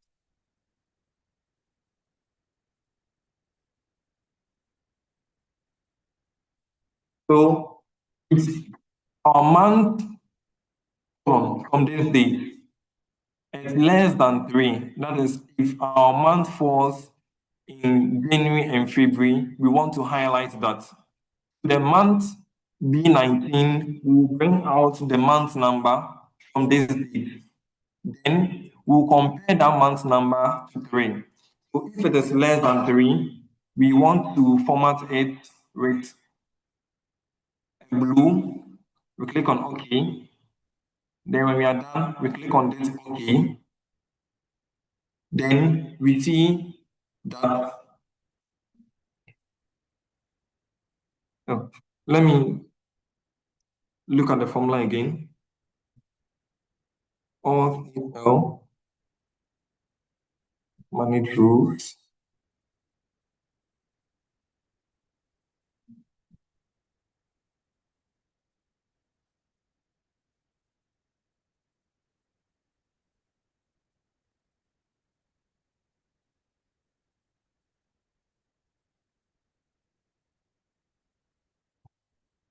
Okay.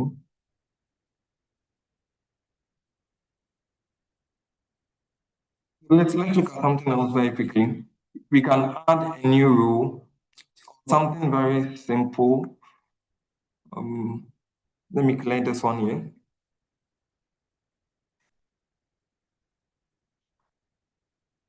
Let's see this same revenue column, Alt L, new rule, use the formula. So let's see if our revenue is greater than, let's say, 10,000, we want to format it with a yellow. We click on OK here. Then we click on our OK, and we see that our revenue column has been highlighted. So that is how we can define our new rules. Then the other thing I said we were going to look at was this manage rules. That's where you see all your rules in the worksheet. So we see all the conditional formatting we've applied, and we can delete them if we want to. So that's about the conditional formatting, and I hope we've really learned a lot from this. I'm just going to go quickly, select and remove the formatting so that I can move on to the next one on the list. That's formatting our cell range as a table. So this is currently a range. When I want to change it to a table, I do Control A to select our text, Control T, convert to table. So we can see create a table, and they are asking, where is the table? Where is the data for your table? And this is the data. And this data has headers, that is the column names. When we click OK, our range has been converted into a table. And how do we know that it has been converted into a table? When you move to your ribbon, you see a table design. Then over here, you see a table name. You can actually change the name here, sales data, to accurately describe your data.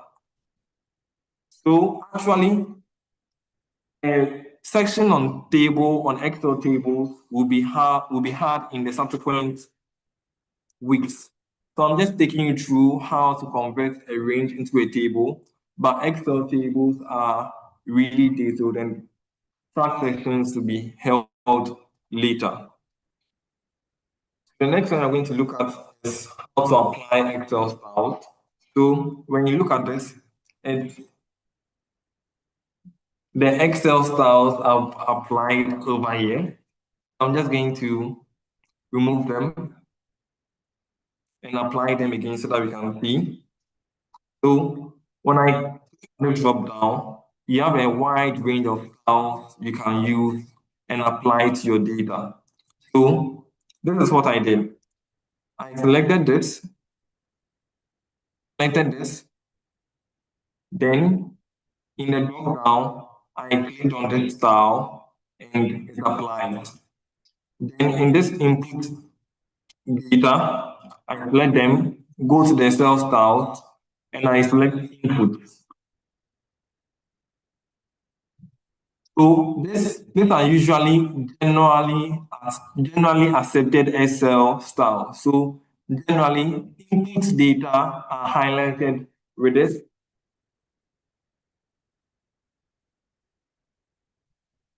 So generally, input data are highlighted with this color. And you don't have to go exactly by them. It's just something Excel has in place that in case you want to use, you use them. And other top Excel professionals also use them. So when they see this color, they know that it's an input. Then when you look at here, you see one for output. When anyone sees this color, they know that truly this is an output. This is the input. So that is it about the cells group.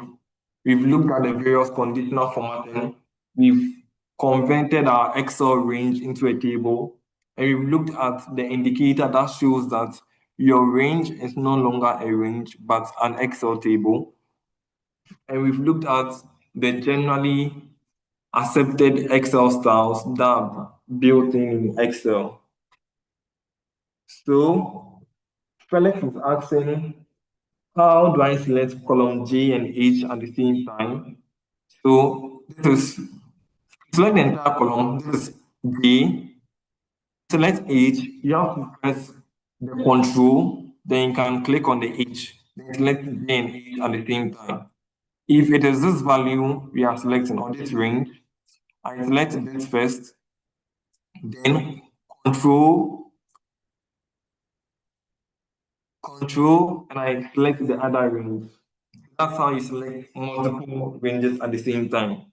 Just click on the control key, then you can select multiple ranges. So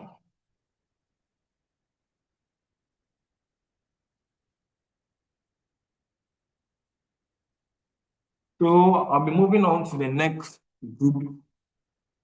That is the cells group. Then after that, we look at our last group, that is the editing group.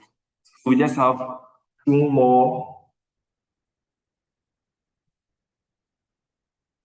So we just have two more cells to look at, two more groups to look at. Let's go back to our slide. We've done all of this, and now this is where we are. So the cell group, that is where you can actually manage your cells.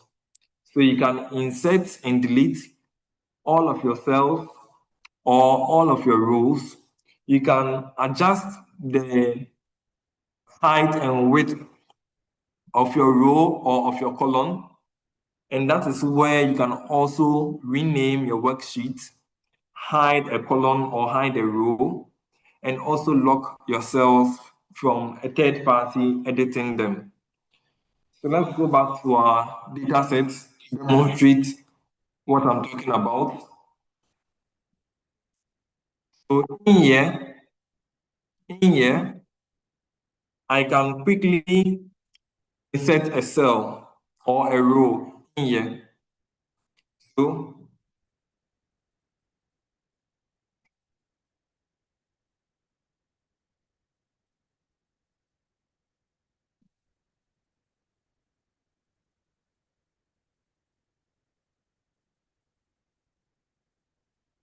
okay, my laptop froze a bit. I'm back. So if I want to insert a cell, I can quickly do Control, Shift, and plus. And you see that a new row has been inserted here. Please let's remember Control, Shift, plus. There is actually the easy way where you can go in here in the cells group on the insert sheet rows. But stating it again, we want to be top Excel professionals. So we are going to use the shortcut. Repeating, the shortcut to add a row is Control, Shift, and plus. The shortcut to delete that row is Control minus. So Control Shift plus adds a row or insert a row. Control minus delete that row. The same goes for the columns. So Control Shift plus adds a new column. Control minus delete that column. So what I want to draw your attention to quickly is that we can actually insert rows and we can insert cells. Let's look at it. So over here, say I want to insert a new row, Control Shift plus. I've inserted the row, all right, but do you see what is happening, the other data on the other side of my worksheet?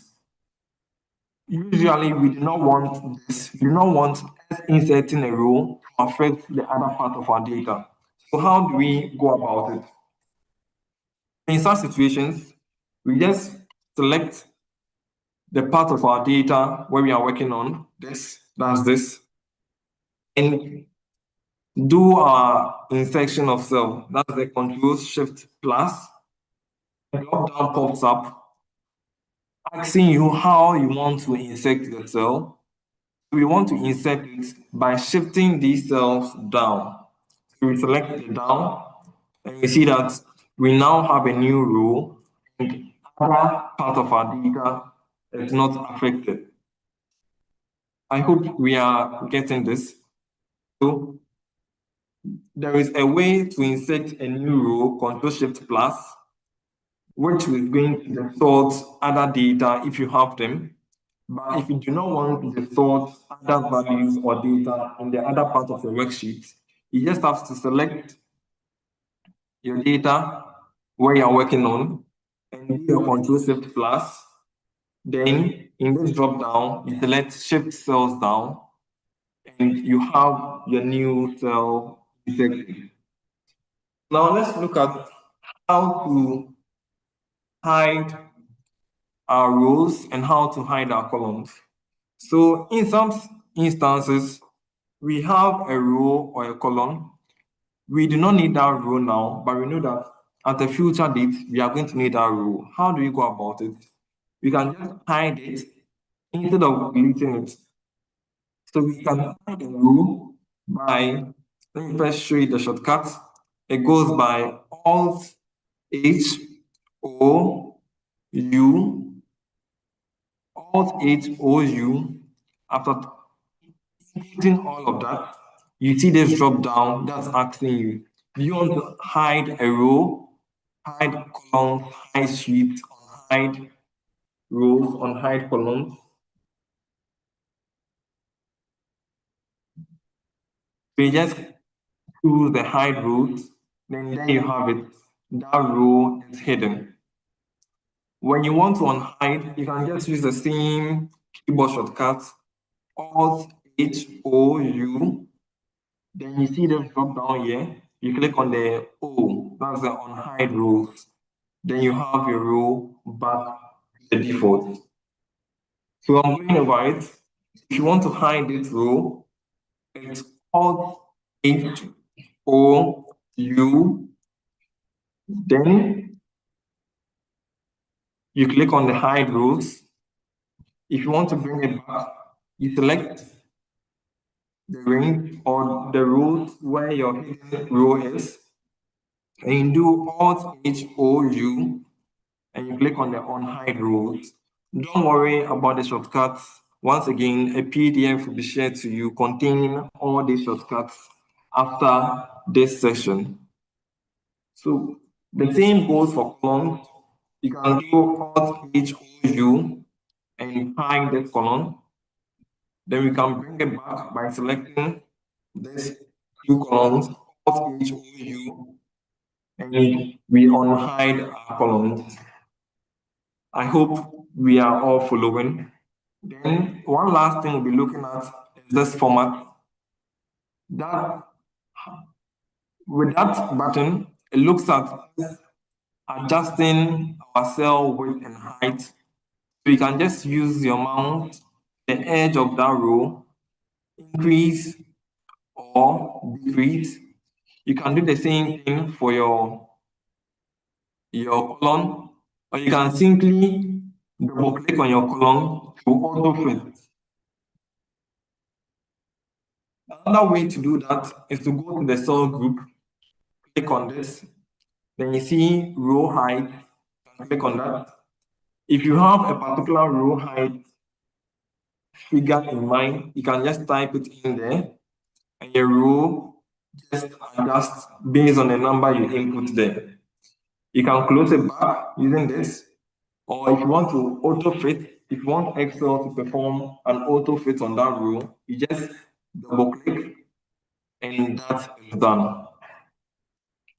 So that is it about the cells group, where we looked at how to insert new rows and columns, how inserting rows and inserting cells is different. If you do not want to distort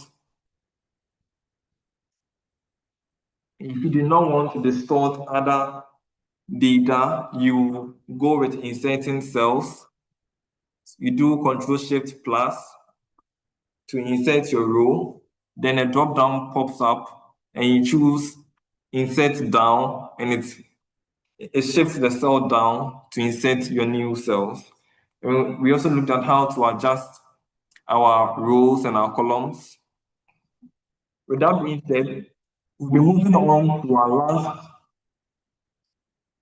last group under the Home tab. That is the editing group.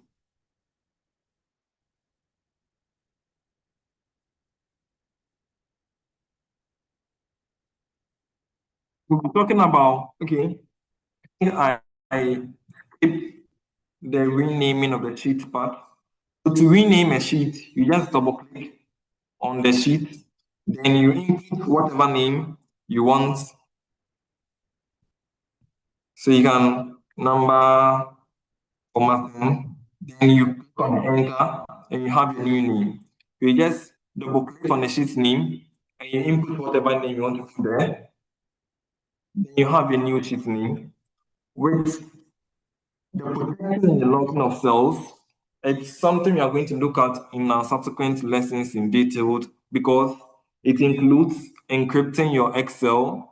You know, you can actually add a password to your Excel, where if someone opens your Excel document and the person does not know the password, the person cannot alter anything in your Excel. So that is part of our subsequent lessons. So I'll hold that part for our subsequent meetings. Let's move on to our last group. That is our editing group. So in our editing group, this is where we can quickly perform AutoSum. That's a quick calculation of our column, of the values in our column. We can do the sum, average, find the maximum or minimum for a given range. We can fill down. I'll demonstrate that shortly. We can also clear the content of our cell. We can sort and filter, and we can find and select. So let me quickly demonstrate that here. So over here, let me do this. So this is the editing group. This is the AutoSum, which I'm going to use the shortcut to demonstrate. So we can do alt equal to. So alt, then you're equal to, then you have the sum of all your revenue. If you want to quickly compare if this figure is accurate, you can select your whole revenue range and select your whole revenue range and look at this place. You can see that this value is the same as the value here. And in doing the odd equal to, we can choose other summary statistics like average. So you see the drop down here. I can click on it, select average, see the average. I can click on that same drop down, select count, and we count the number of values in here. I can click on that same drop down, then we get our maximum or minimum. So for maximum revenue, we know it's 44,400. Now we want to know what our minimum revenue is. That is 175. There's a whole list of summary statistics here when you do all equal to. So that is what the AutoSum is about. The other thing we'll be looking at is the fill. The fill basically looks at a sequence you provide and continues the sequence. So let's look at something. If I do one, I saw my formatting here, let me clear them. If I do 1, 2, 3, I can select this sequence, then drag down, so that Excel continues. So I get 1, 2, 3 to 10. So because of the sequence I defined here, Excel continued from 4, 5, 6 to 10. If I do January, February, March, and I select this sequence and I drag down, Excel continues to December. So your sequence just has to be clear. If I do 5, 10, 15, and I select and I drag down, Excel continues based on the sequence I defined. So that is what the fill is about. You define a sequence, there must be a clear relationship in what you are putting in there so that Excel can look at your first 3 defined sequence and follow and give you something that follows what you defined. I hope we are getting it. And if you are following, you've seen that anytime I want to clear a formatting, let's see, I highlight this yellow. Anytime I want to clear formatting, I just do shortcut, that is Alt H E F, and this is gone. That actually can be found in here. So if I bring this back and I open this drop down, you see a list of buttons to clear your data. This first one clears everything. Let me bring it back. The second one clears number formatting, but there is no number formatting in here. The third one clears the content. It clears whatever value you input in the cell, leaving the formatting. But if you just want to clear the formatting, you can go with this easy shortcut. That is the Alt H E and that formatting is gone. Let's look at what we have here next. That is the sort and filter. That is this one. And just click on it to toggle the filter. The filter appears in here. This is the filter. But there's also a keyboard shortcut. That is the Control Shift L. When I click Control Shift L, you can see this filter toggles here. When I click Control Shift L, they go away. Control Shift L brings them. Control Shift L takes them away. Then we can actually sort our data. So if we want to sort this column by, let's say, the highest, we come here. We can sort from smallest to largest or largest to smallest. We can click on largest to smallest. And it is sorted. We have our highest cost here. It sorts our entire data. So our entire data changes to reflect the sorting we just did. We can do less, largest, everything changes. And we can actually define how we want to sort our data by going to the custom sort. So this is the custom sort drop down. For our first level, how do we want to sort? We want to sort by our cost column. That is this. And we are sorting by the sales value. How do you want to sort? Largest to smallest.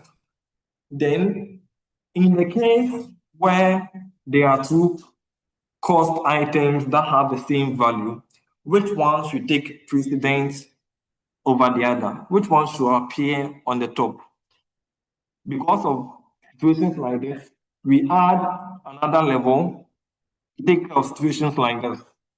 So if we have two cost values that are the same, we want to further sort by the unit. So how do we sort by the unit? Smallest to largest. If there are two costs that are the same, the next rule will look at the unit. The highest one will show at the top, followed by the next number. So you can continue to add more rules if you think there are going to be a lot of clashes or tight places. So we do that and we click OK, and our entire data is sorted. And now we look at the last one, that is defined. We can look at that by using Control F. So we are looking for let's see, laptop. So we go find and goes through our entire data and looks for a laptop, which we can see here. Find the next value, that is a laptop. We click on this. And it gives us the next value, that is a laptop. Find the next value. We see it's giving us all the values that are stored as laptops. Then we can actually find and replace. So let's do something quickly. In our product group, Control F, replace. We want to replace all laptops with computers. So we type in laptop here, then we type computers. So any cell where there is a laptop is going to replace with a computer, and all we have to do is replace all. Then quickly, we see that all our laptops now have been replaced with computers. That is it about the find and replace.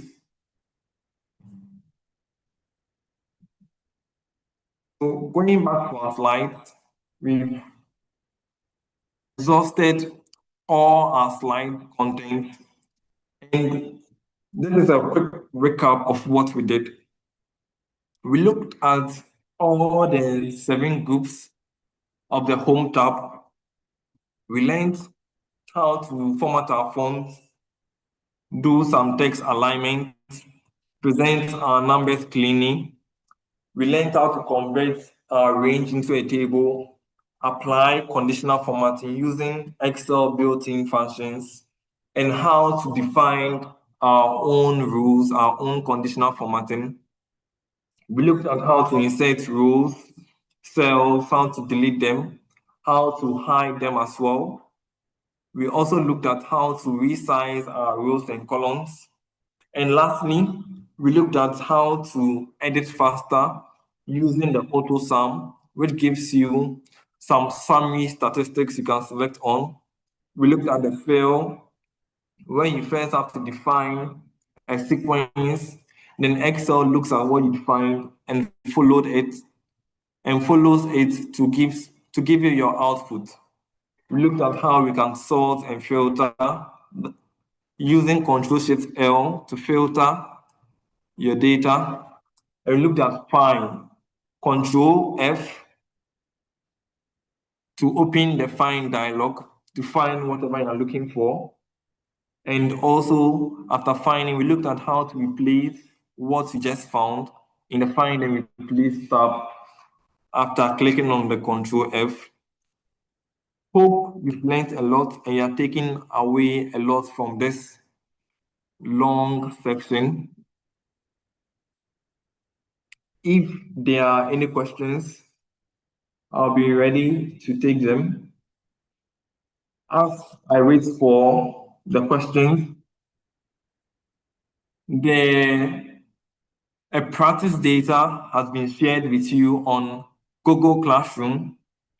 So you're supposed to work on that practice data, perform all the practice data basically look like this. So you can look at this in the Google Classroom. A set of instructions have been attached to the practice data. Do well to submit this assignment as quickly as possible so that you can receive a personal feedback from the team. And also note that submitting this practice data, the completed practice data, as part of the criteria we looked at to give you a certification at the end of the entire curriculum. Okay, Felix, I see your hands up. Can you unmute and go ahead?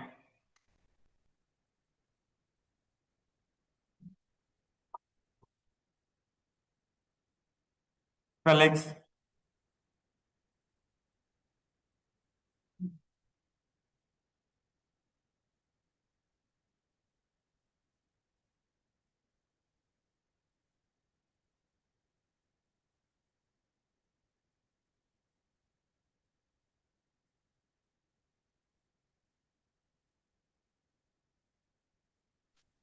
Yeah, hello. Hello, Felix. I can hear you. Yeah, sorry. So I wanted to know with the last part of the the home tab, the add-ins, why didn't you tackle that one, please? Okay, so that was not part of, this is my customized Excel interface. That's why you're seeing that. Okay. But in a normal Excel interface, you don't see this stuff. And we'll look at, it's part of the slide contents for subsequent weeks, how to, even on the ribbon, you can see I have Power Pivot, Developer, Automate. We look at how we can add all of this in subsequent lectures as part of the entire curriculum. Okay, that's right. Thank you. I appreciate it. You're welcome. Is there any other question? Okay, Kafui.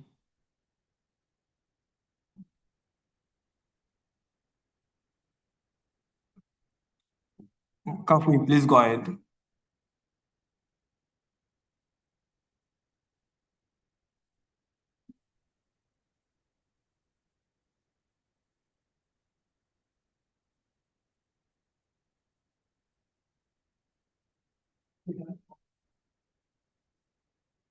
Yeah, hello.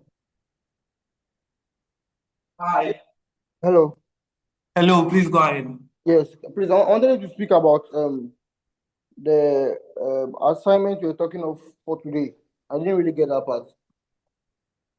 So in the assignment, Yes. you have a practice data, something Okay. like this, which has not been formatted. Okay. So you are supposed to perform a set of formatting on that data and Okay. present it like in a cleanly formatted version. Then you submit it on the Google Classroom. Oh, okay. Yes. Thank you.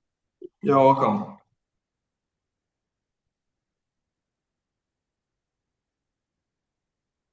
Nathaniel, the assignment will be submitted on the Google Classroom.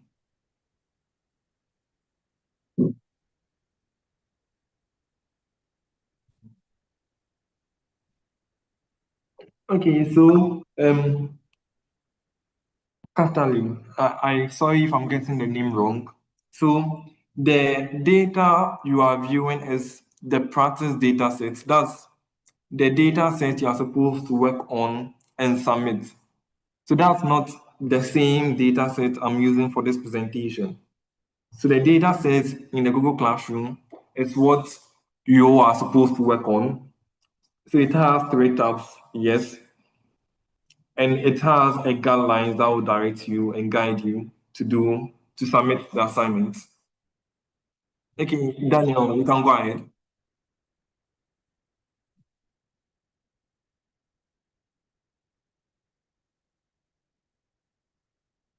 Okay, so Prince, when you open a data set, in the third tab, the instructions are there. You find what you're supposed to do. In everything is in there. So please look at the instructions.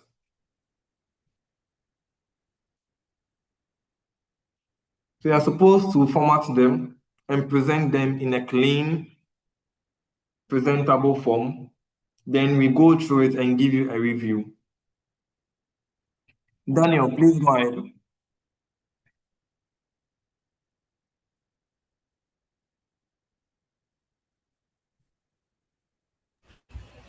Hello. Hello, Daniel. Yeah, please. I want to ask. After downloading the practice assignment, it Okay. shows in a Word form, not in an Excel form. The practice data set. Yeah.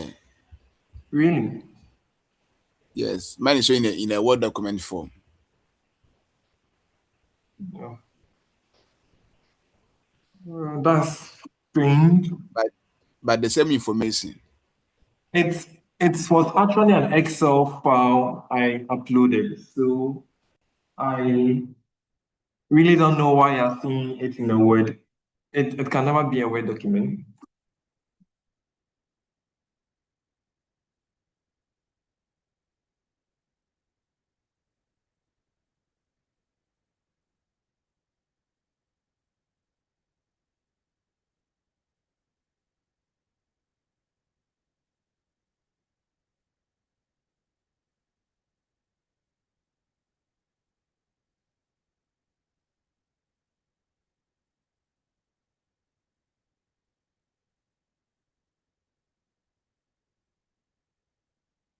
So let me go through the chat.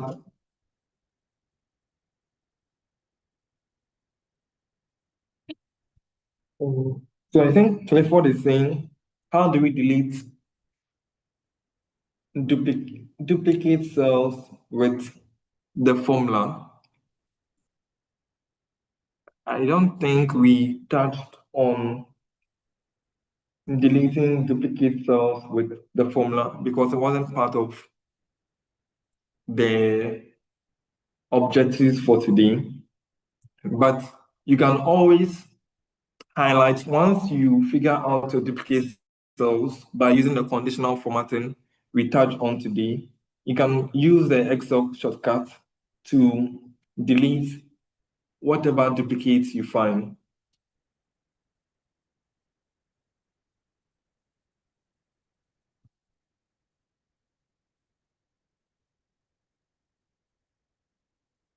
And please,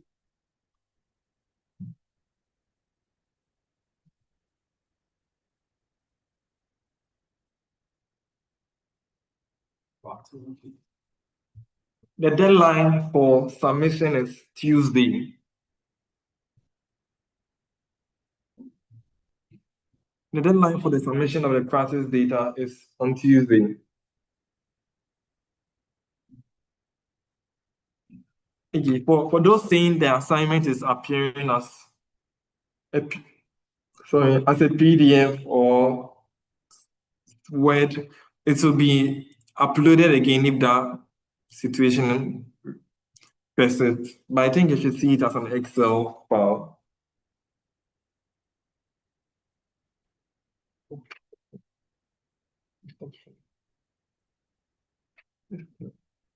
Emmanuel, if you have a question, you can go ahead, please.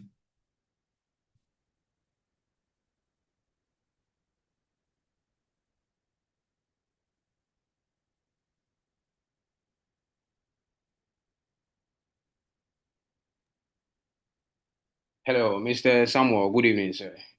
Good evening, Fred. Yeah, thank you for your presentation. You're welcome. Yeah, but my concern is for instance, I use Mac OS, so I will plead with you if we can get a shortcut keys within that context. I will really For Mac, right? yeah. Okay. That I'll do that, please. Okay. Thank you so much, sir. You're welcome, sir.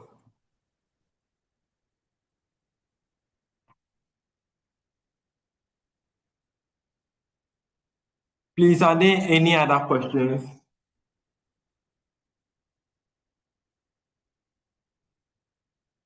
Yes, the assignment and its instructions are on the Google Classroom. If there are any other questions, you can go ahead and share.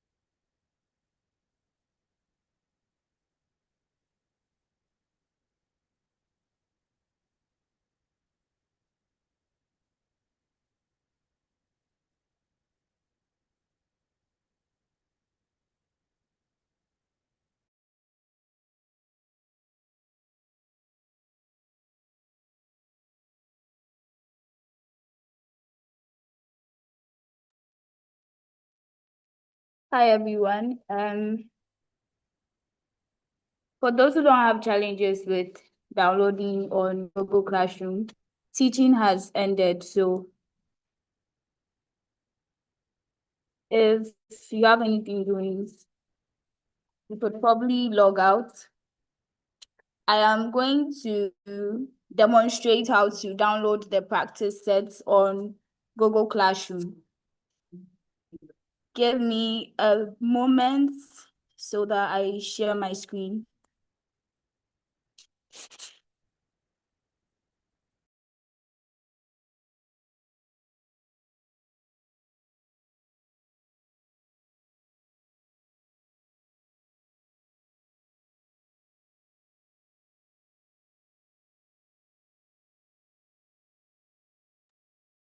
Before we do that, for people that joined, you can reach us at learn@nexusbi.co if you face any challenges. And we also have our contact numbers displayed on the screen.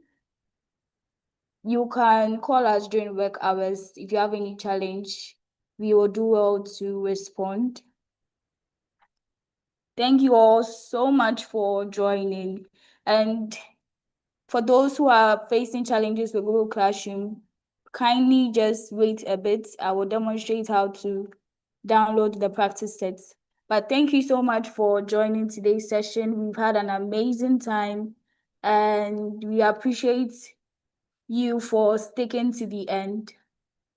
I'll go ahead and share